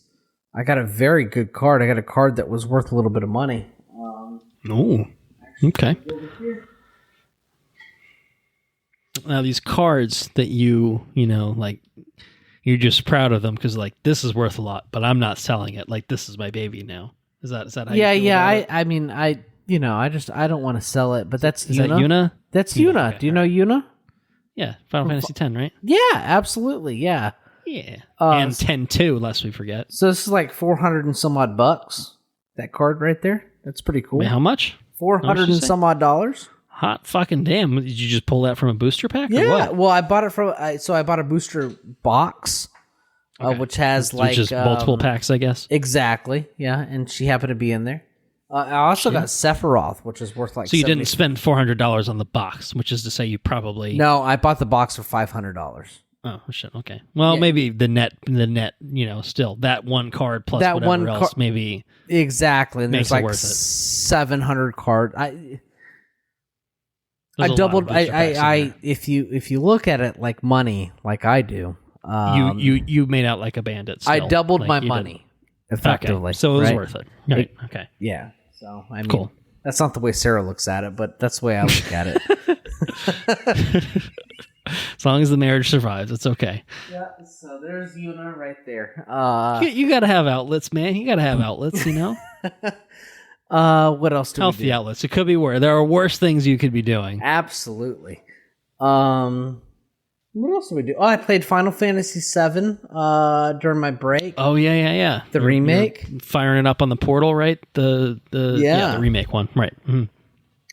It took a bit for me to get used to combat. I like turn-based combat. I did too. I'm a simple man. I love a good turn-based combat RPG, JRPG specifically. Yeah, that's all I need, and that's why I like Pokemon, because it's just fucking, it's the same shit. It's just turn-based. Pokemon has been the same fucking gameplay for 30, 40 years, however long it has been. They don't change that shit at all. It's like, that's okay. It's okay. I like that. This is not that, and it took a little bit for me to get used to that. More actiony. Yeah, it's actiony, and it's not turn based, but I have to continuously switch. Are you still you're still controlling more than just Cloud, right? Yeah, right. So I prefer to play the mage character or whatever, you know what I mean? But I have to constantly switch because for some reason, whenever I switch to that other character, everything aggroes towards me, and it's okay. Yeah, I don't know. It's not my favorite combat, but it's cool. Get used to it though. Yeah, it's fine. Yeah, I kick ass. Yeah. It's cool. Like I just wish that I could, like, why isn't Cloud aggroing everybody and I can be the caster? You know what I mean? I just want to be the support character, but it doesn't let me do that. Anyways, it's whatever. It's totally fine. I think I'm about done with that game. I think it's about, I feel like I'm about done with part 1. Mm-hmm. And I'll dive into part 2 and stuff. Yeah, two that exists right now, and I think an eventual 3 total is the idea. For Final Fantasy VII? Yeah. To fully adapt to fully adapt the story of 7, but I don't think it's a like one-to-one. Yeah. Like, I think there have been changes and expansions and stuff sort of. Yeah, I don't know. It's but not just the original game. It's pretty cool. I like it. I want to go in on it. I think I bought 15 as well. And there's 16? I can't remember. 16, whatever the most recent one is, that it's actually like total. I know you went hard on one of them. I think 15. The one with the cars, right? The one where the guys driving around the cars? That was 15, I think, because 14, I think, is the MMO one, and I never went in on that. So I think 15 is the one that I like totally beat 100%ed, and then I didn't do the DLCs for it, so that's the only thing I didn't do. But I enjoyed that, but that had more of the action-y real-time combat. So I think that's probably a closer battle system to 7 Remake. I'm doing here, yeah. And 16 I think has it too, and 16 was the one that was like, I think, like more like European type setting, but I think I have it, but haven't played it yet. I've been spending a lot of Switch stuff obviously recently, but even prior to that I've been working on The Last of Us Part 2, but I'm still got a ways to go. But yeah, I don't know. It's a classic thing of, I have 300 fucking video games that I would absolutely love to play, and even though I don't have 2 children, I still can't find the time for it all. You know, like I know you definitely. I mean, you know, it's probably pretty tough as is for you. So yeah, I don't know. What else have we done? I finished Warbreaker. Did I finish that before? The Sanderson book. Yeah, Sanderson book. I finished it. That's good. Warbreaker. It's probably Warbreaker. That was. It's like his first book. I feel like that he wrote, or like one of the first ones at least. Yeah. It's like more standalone, but still, I think technically part of the Cosmere. Maybe it's definitely part of the Cosmere. Vasher is part of the. Vasher appears in Stormlight, which is a thing. It's cool. I don't know if the events of that book continue on, but I would be interested to know if they did. If they do continue on, I think that, you know, you have really cool story and stuff, because Vasher and what he's got going on is very cool. Very much enjoyed that book. So we got Final Fantasy VII, we got Warbreaker or Warbringer or whatever. One of those. I'll put the right one in the episode description once I have a chance to look it up. What else do we have? Bennett's got into watching Jurassic Park, Cretaceous Park. Okay, is that like one of the Netflix animated ones? Netflix animated deal. Nice. Season 1. And it is low-key probably the best Jurassic Park that's been released in a long time. It's very fucking good. Okay, all right. I come home. Good. And I have good Jurassic stuff. I leave home on episode 6. I come home and they're watching episode 9 and 9, 10, 11 or whatever. Sure. And what are you guys doing? Rewind that shit. I need to watch what's going on, you know? Yeah, you're invested now. Yeah, it's actually low key. It's pretty compelling. It's like some of the best Jurassic Park. You haven't seen Jurassic World Rebirth? Is it Rebirth? Is it called Rebirth? Is it called Rebirth? I don't know. I'm like, wait, is that just the name of a Final Fantasy game? What's it called? What the fuck is that movie called? Is it Rebirth? I feel like it's Rebirth. Yes, it is. It's Jurassic World Rebirth. 51% on Rotten Tomatoes, which is probably better than some of the other ones. Jesus. Look up Camp Cretaceous. Yeah, all right, I'll check it out. Is it Jurassic Park or World branding? I couldn't tell you. I don't know. Let's find out. Jurassic World, Camp Cretaceous.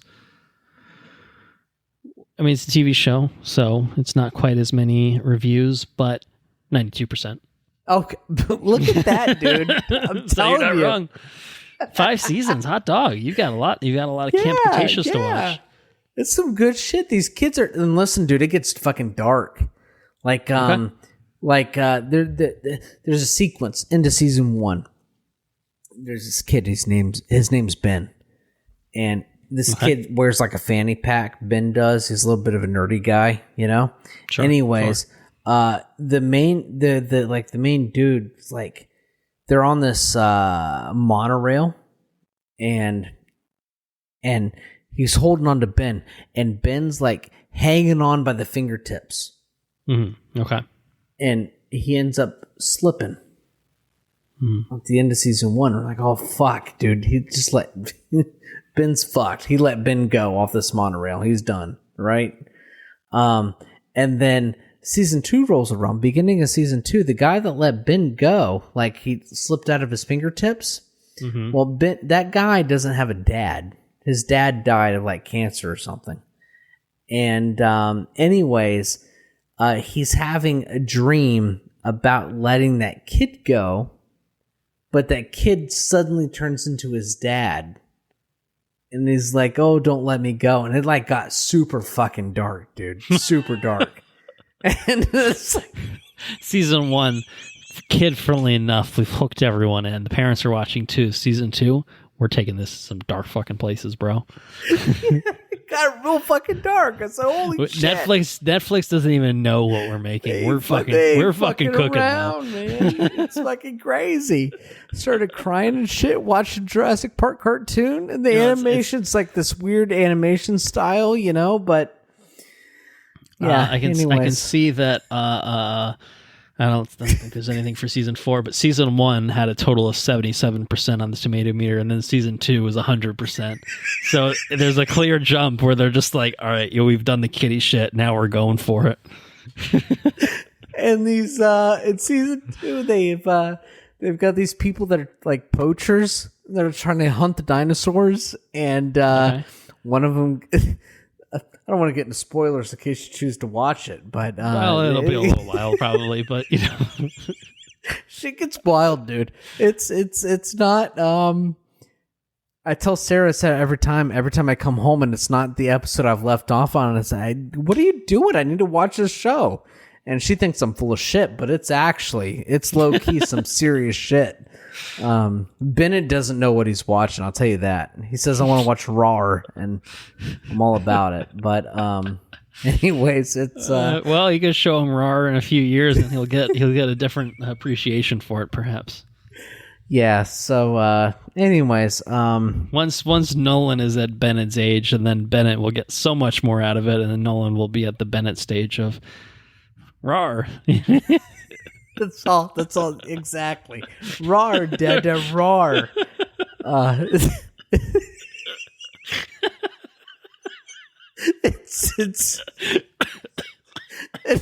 And I'm over here. This kid doesn't know what the fuck's going on. Why is this fucking kid turning into this fucking guy's dad? Let me tell you exactly, because he went from, it was like one of those things like where it went to the guy holding the character, and then he flashed back and he was holding his dad. And I was like, oh shit. It got so dark. Shit's fucked up, dude. It's like it's fucking metal, bro. Yes. Anyway, so that's you gotta enjoy the small stuff, you know. You gotta enjoy that, like where it sneaks it. Like, oh man, you're low key sneaking this shit into a like animated Netflix shit. That's crazy. Yeah, the Pixar one I would probably avoid. That's nothing special. Okay. And just watch Jurassic Cretaceous Camp or whatever the fuck it is. I think it's it, dude. I don't have anything else. I don't think so anyways. I probably have a lot. Oh, you've been watching the internet sensation Love Island or Temptation Island or whatever the fuck it is? Well, I think those might be two distinct things. I could be wrong. They are. I get them mixed up. I know they are. Okay. Well, I don't know which one you're referring to, but the answer is still no. The one on Peacock. The one on Peacock. Okay. I don't know which one that is. So the answer, regardless, is still no. But I do know that my neighbors on one side, there was one night, I think we were just like watching TV, and we could hear them like fucking like going fucking absolutely bananas on one side. Like we hear them through the wall. They were going fucking bananas. And we're like, are they watching a sporting event? Like, what is happening? And they're like, they're not really sporty people. And there wasn't anything going on. Like, Eagles are done. Like, Phillies, like, I mean, whatever. Like, yeah, no what one's the going fuck to lose are you their that cheering much about? shit for baseball. It was one of those fucking shows. I can't remember which one either, but it was one of those fucking shows. We figured it out. Like, Anna started, like, listening, and, like, she could hear enough. Like, she's like, it's fucking Love Island or Temptation Island. I think it was Love Island. I could be wrong. Maybe it's Love Island. I think it's Love Island. Sarah's been watching all of them.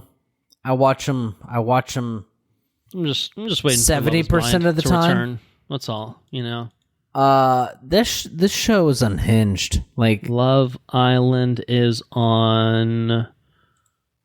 I still don't know yet. look up. Just That one's on Peacock.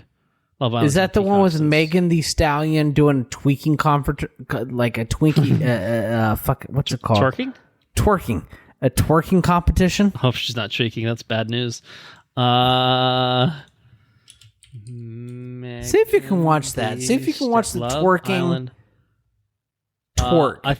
Yeah. I think so. Yeah. Okay, then we're talking about this show.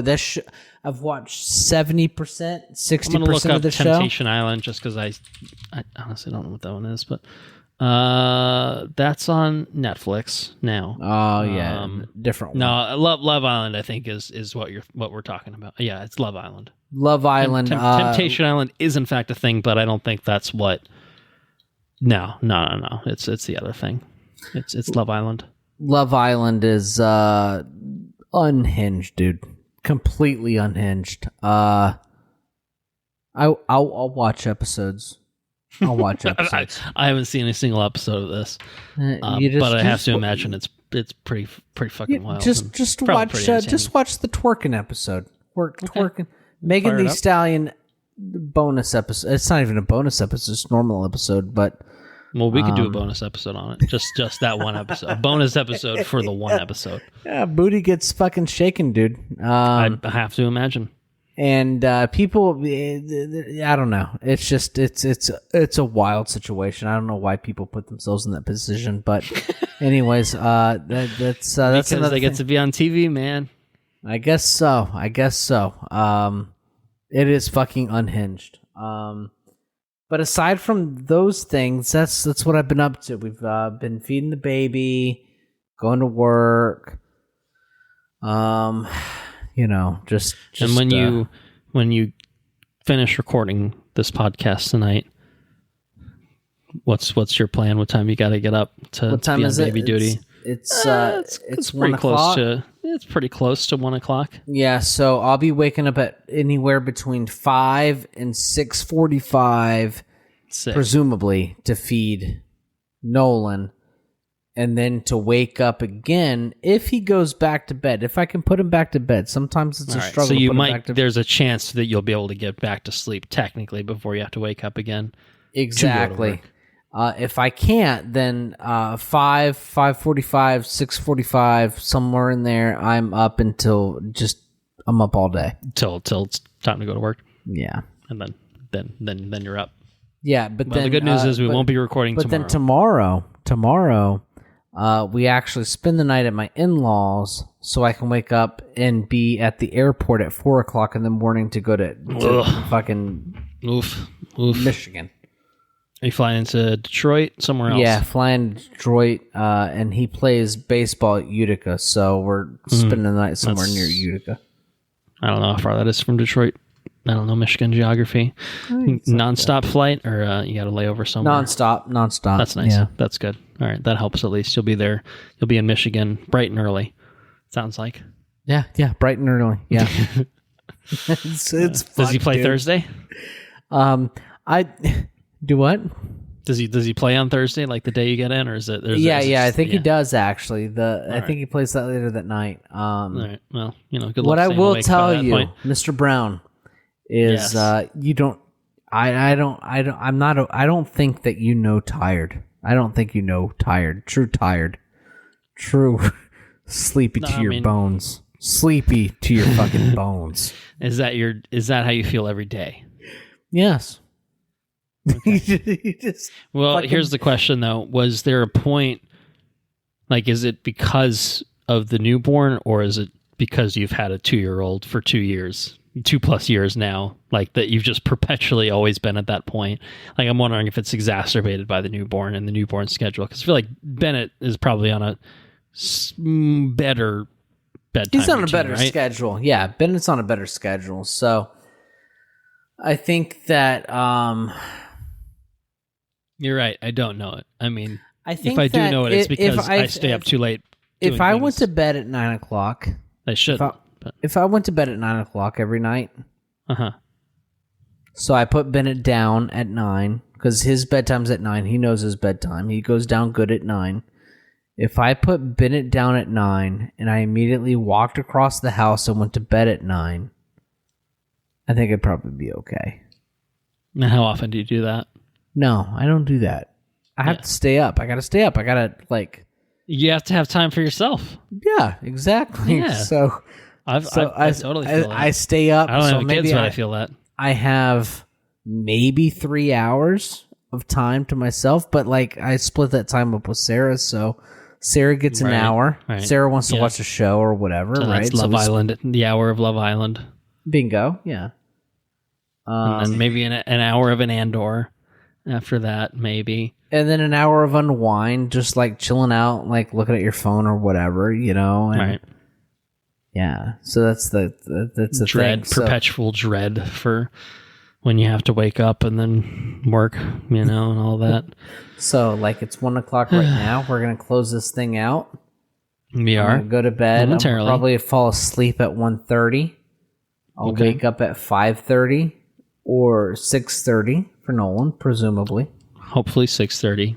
Hopefully, little broski goes down after I feed him his 4 ounces of formula. Mm-hmm.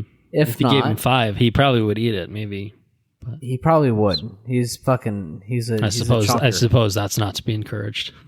No. I mean, I'll feed him as much as he wants to eat. I won't stop. But then he gets to where he spits the stuff out, and then he starts grunting and shit. Yeah. He doesn't know when to stop you, so you really got to be the law.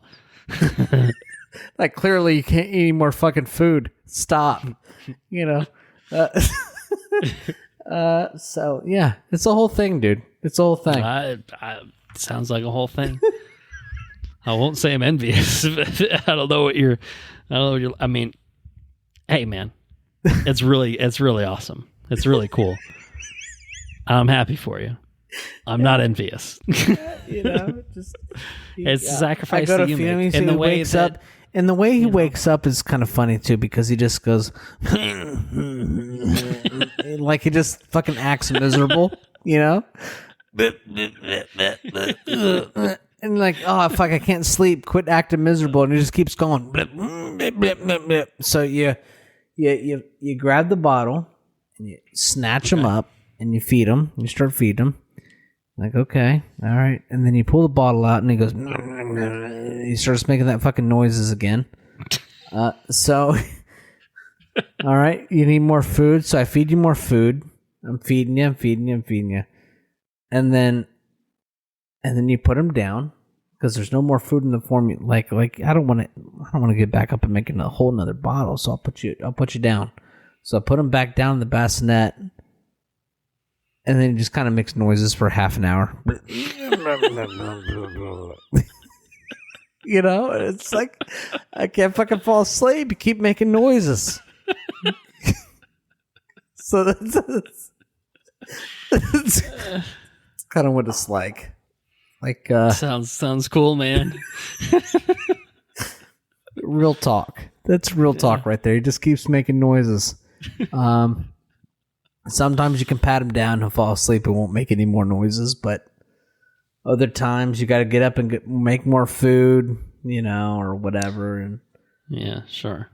Well, in 10 years' time, you can always listen back to this episode and hear yourself talking about, you know, how fun it was, you know, at 1 month and 2 years, and be like, well, I'll tell you something though. Maybe you'll be envious of these days. I don't know, or you'll be like, oh, thank fuck. I don't know.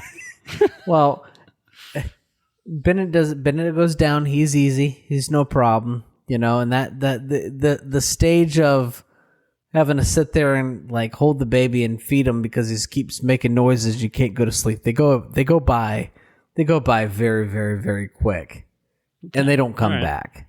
They never come back. Yeah. You know. Yeah. Sure. And I don't know. Special moments, man. They pass. They're fleeting. You know. So while I'm up feeding the baby because I've got 4 hours of sleep or 5 hours of sleep, and he just keeps coming like, and he's not crying. He's just he's fucking he's just fucking grunting. You know. I don't get those back. Well, I guess enjoy those moments while you can. Even as miserable as you'll be when you don't have enough fucking sleep, you know.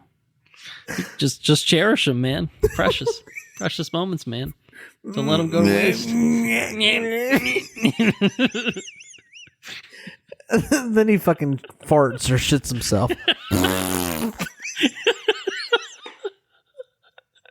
Can you tell the difference? Yeah, sometimes you can. Sometimes you can tell the difference.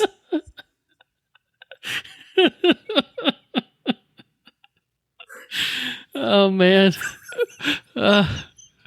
So no regrets, right? You're all in. You feel good about things. It's too late. It doesn't matter what you think. I'm just curious. Yeah, no regrets. Special moments. Nolan fucking lays a log. He's eating a lot. It's what it sounds like. So I guess it's only natural. It was when we were in the hospital, and Karen, my mother-in-law, starts changing his diaper, and he starts pooping, like in the middle of changing the diaper. Mid-changing? Oh, man. Mid-changing. And it literally looked like, you ever use a soft-served ice cream machine where you just like pull the lever and just fucking keeps coming out? It just kept coming. Little twirls. And dude, we went through like 3 diapers and like 5, like it just kept coming. It didn't stop. And that was pretty crazy. Babies are pretty crazy, dude. They're pretty crazy. They're pretty fun, but they're pretty crazy. And yeah. I'm gonna go to bed tonight. I'm gonna wake up around 3:30 when Sarah does the mid shift, and he's gonna be grunting and stuff. And yeah, so it's fun. It's pretty fun. But it sounds so fun.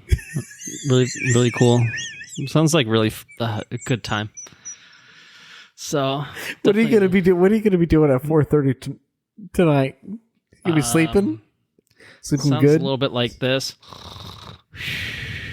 Not if you wear your sleep. Like, actually, I've had a couple drinks, so it's going to be beauty sleep. It's going to be Pegasus, Hercules style. Me, me, me, me, me, me, me, me. That'll be me. Me, me, me, me, me. It's pretty good. All right. Well, I think we've hit our limits on sanity and everything else. So I'm going to wrap it up if you're all right with that. We clearly haven't recorded in a while. We had a lot to catch up on, and we didn't cover it all. And that was with like minimal news and stuff too, man. So anyway, thank you all for listening. If you enjoyed what you heard, please spread the word. We're on Patreon at patreon.com/watchreviewrepeat and get early access to all of our regular episodes. Really helpful, especially for those of you that, the Mission Impossible episode was, I don't know, sitting on the shelf. Well, I forgot to put it up on Patreon for a while, so it sat on the shelf on my computer hard drive for a while, and then it sat on the shelf before the regular release for long, maybe just as long. Anyway, check out our Patreon if you want to get early access to all of our regular episodes. I definitely would encourage that. It's only $2 on a monthly basis, and just maybe once, I don't know, maybe we could do a bonus episode. As Andrew said, I guess it's a little easier than a theater trip, so maybe a little Tarantino action or something or another could happen. I would love to do at least one before the end of 2025. That's my lofty aspiration. Cool. I think that's maybe achievable. I think it is. Yeah. And now you have a little bit of a routine now. I think you're probably still working through it, but we're establishing a routine. You're getting there. It's a little bit different than like, holy shit, this baby was born yesterday, sort of thing. So little bit of time has passed, not a lot, but a little bit. But anyway, maybe sometime. Our website's watchreviewrepeat.com. You can follow us on Blue Sky at it's been too long now. Oh shit, what are all our things? I think it's at Watch Review, or it's just watchreviewrepeat.bsky.social or WRRpot. I think it's Watch Review Repeat, because who would have taken that? When that platform launched. But we're also on Facebook, facebook.com/watchreviewrepeat, and also Instagram, which I believe is also at Watch Review Repeat. Holy shit, I don't remember these things. Oh, man. It really has been quite a while. But I do know our email is watchreviewrepeat@gmail.com. So if you've got something to say, send it our way. Maybe you got some Andor thoughts. Maybe you got some other thoughts. Superman, Fantastic Four, all the shit that came out in June that we definitely won't be covering, let's say. Questions, comments, suggestions, anything, send them our way. watchreviewrepeat@gmail.com. Our intro and outro track is Mechanolith by Kevin MacLeod at incompetech.com, licensed under the Creative Commons by Attribution 3.0 license. So, what are we going to do next? I would love to do Superman. I have seen it a couple times, I can say. A couple times, goddamn. A couple times, which is a couple more times than Andrew has seen it, I think, as of recording. He's obviously going on a trip and, has 2 children at home. And so I would encourage you to try to see it in the theaters if you are able to swing it. I would like to, for sure. Of course, Fantastic Four is now just a couple days away, so you're going to miss your window for seeing it in like a Dolby or and stuff. But, I mean, if I can see it, watch it. Yeah. So I hopefully we can cover that. I think both Superman and Fantastic Four kind of feel like obvious things that we would like to cover, but obviously we missed a lot of stuff in June that we probably would have liked to, once upon a time would have thought about covering as well. Ballerina came and went 28 years later. You did see Elio, F1. And TV shows, Last of Us, I think season 2 has been wrapped up for a while now. I don't know if you ended up going in on that. As they pop up in streaming services, I will be picking them up for sure. Yeah. And so some of this stuff, like, I guess just because we didn't cover it in theaters doesn't mean we can't cover it later. Like Mickey, like we kind of did that. Like I think it came to VOD, and I think that maybe that's how you watched it or something like, so some of the stuff we could circle back around to it and cover it a bit later on. But yeah, hopefully Superman next. We'll see. You're going on your trip, and we'll reconvene and figure it out. Obviously, once you're back in the swing of things. So we'll see. It's not going to be right away. It's just how these things are going to go for us. Certainly for a little while. First little bit, anyways. Right. It's you got a lot going on in your life, and it's not fair to put it all on your wife to be responsible for a couple of kiddos and let you run wild. So so I certainly don't expect I won't have a wife anymore. That would make things even more complicated. Yeah, for sure. So although you'd probably have plenty of free time at that point. but you'd be a very, very sad man, and we don't want that.